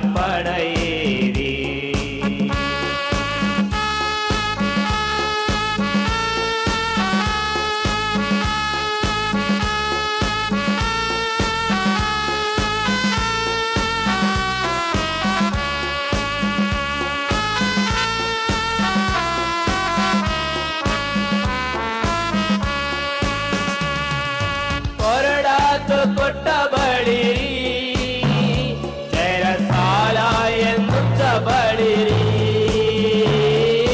కొరడాతో కొట్టబడిరి, చెరసాల ఎంచబడిరి, చెరసాల సంకెళ్ళను, చెరసాల సంకెళ్ళను వారి నాటంక పరచలేదు, వారి నాటంక పరచలేదు, నీ సాక్ష్యము ఏది, నీ బలియార్పణయేది, నీ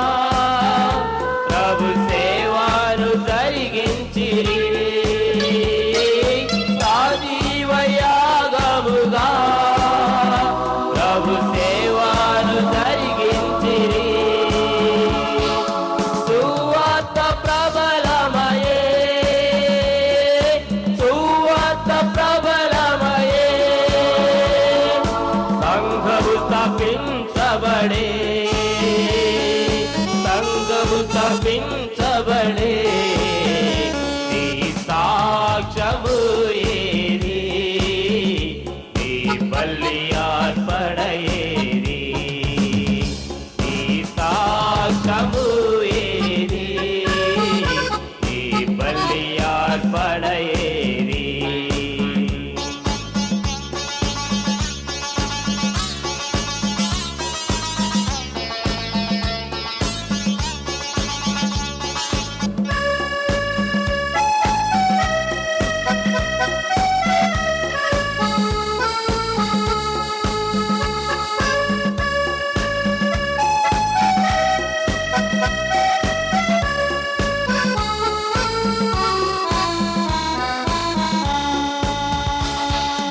కొత్త విస్తారమెంతో కొత్త కోయువారు కొందరే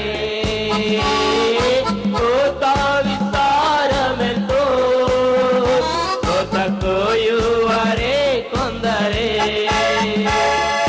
యేసుని పిలుచుచుండా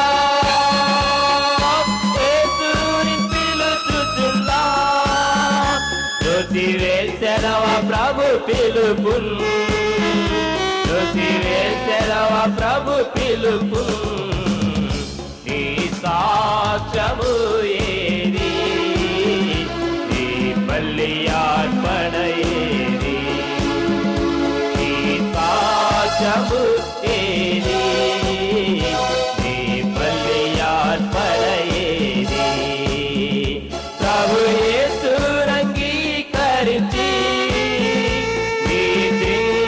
నిద్రించెదావేళ ప్రభు యేసునంగీకరించి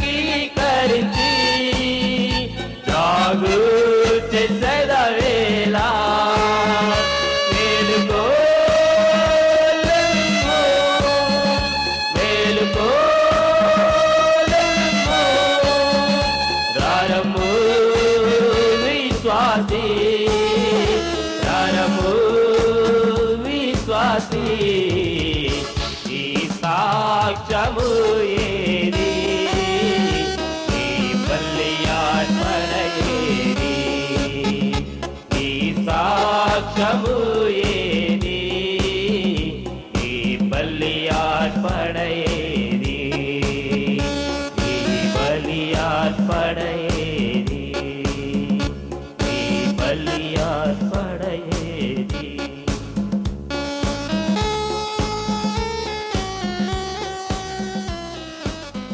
దయచేసి మోకరించండి, ప్రార్థన చేస్తాం. సాయంకాలము యథావిధిగా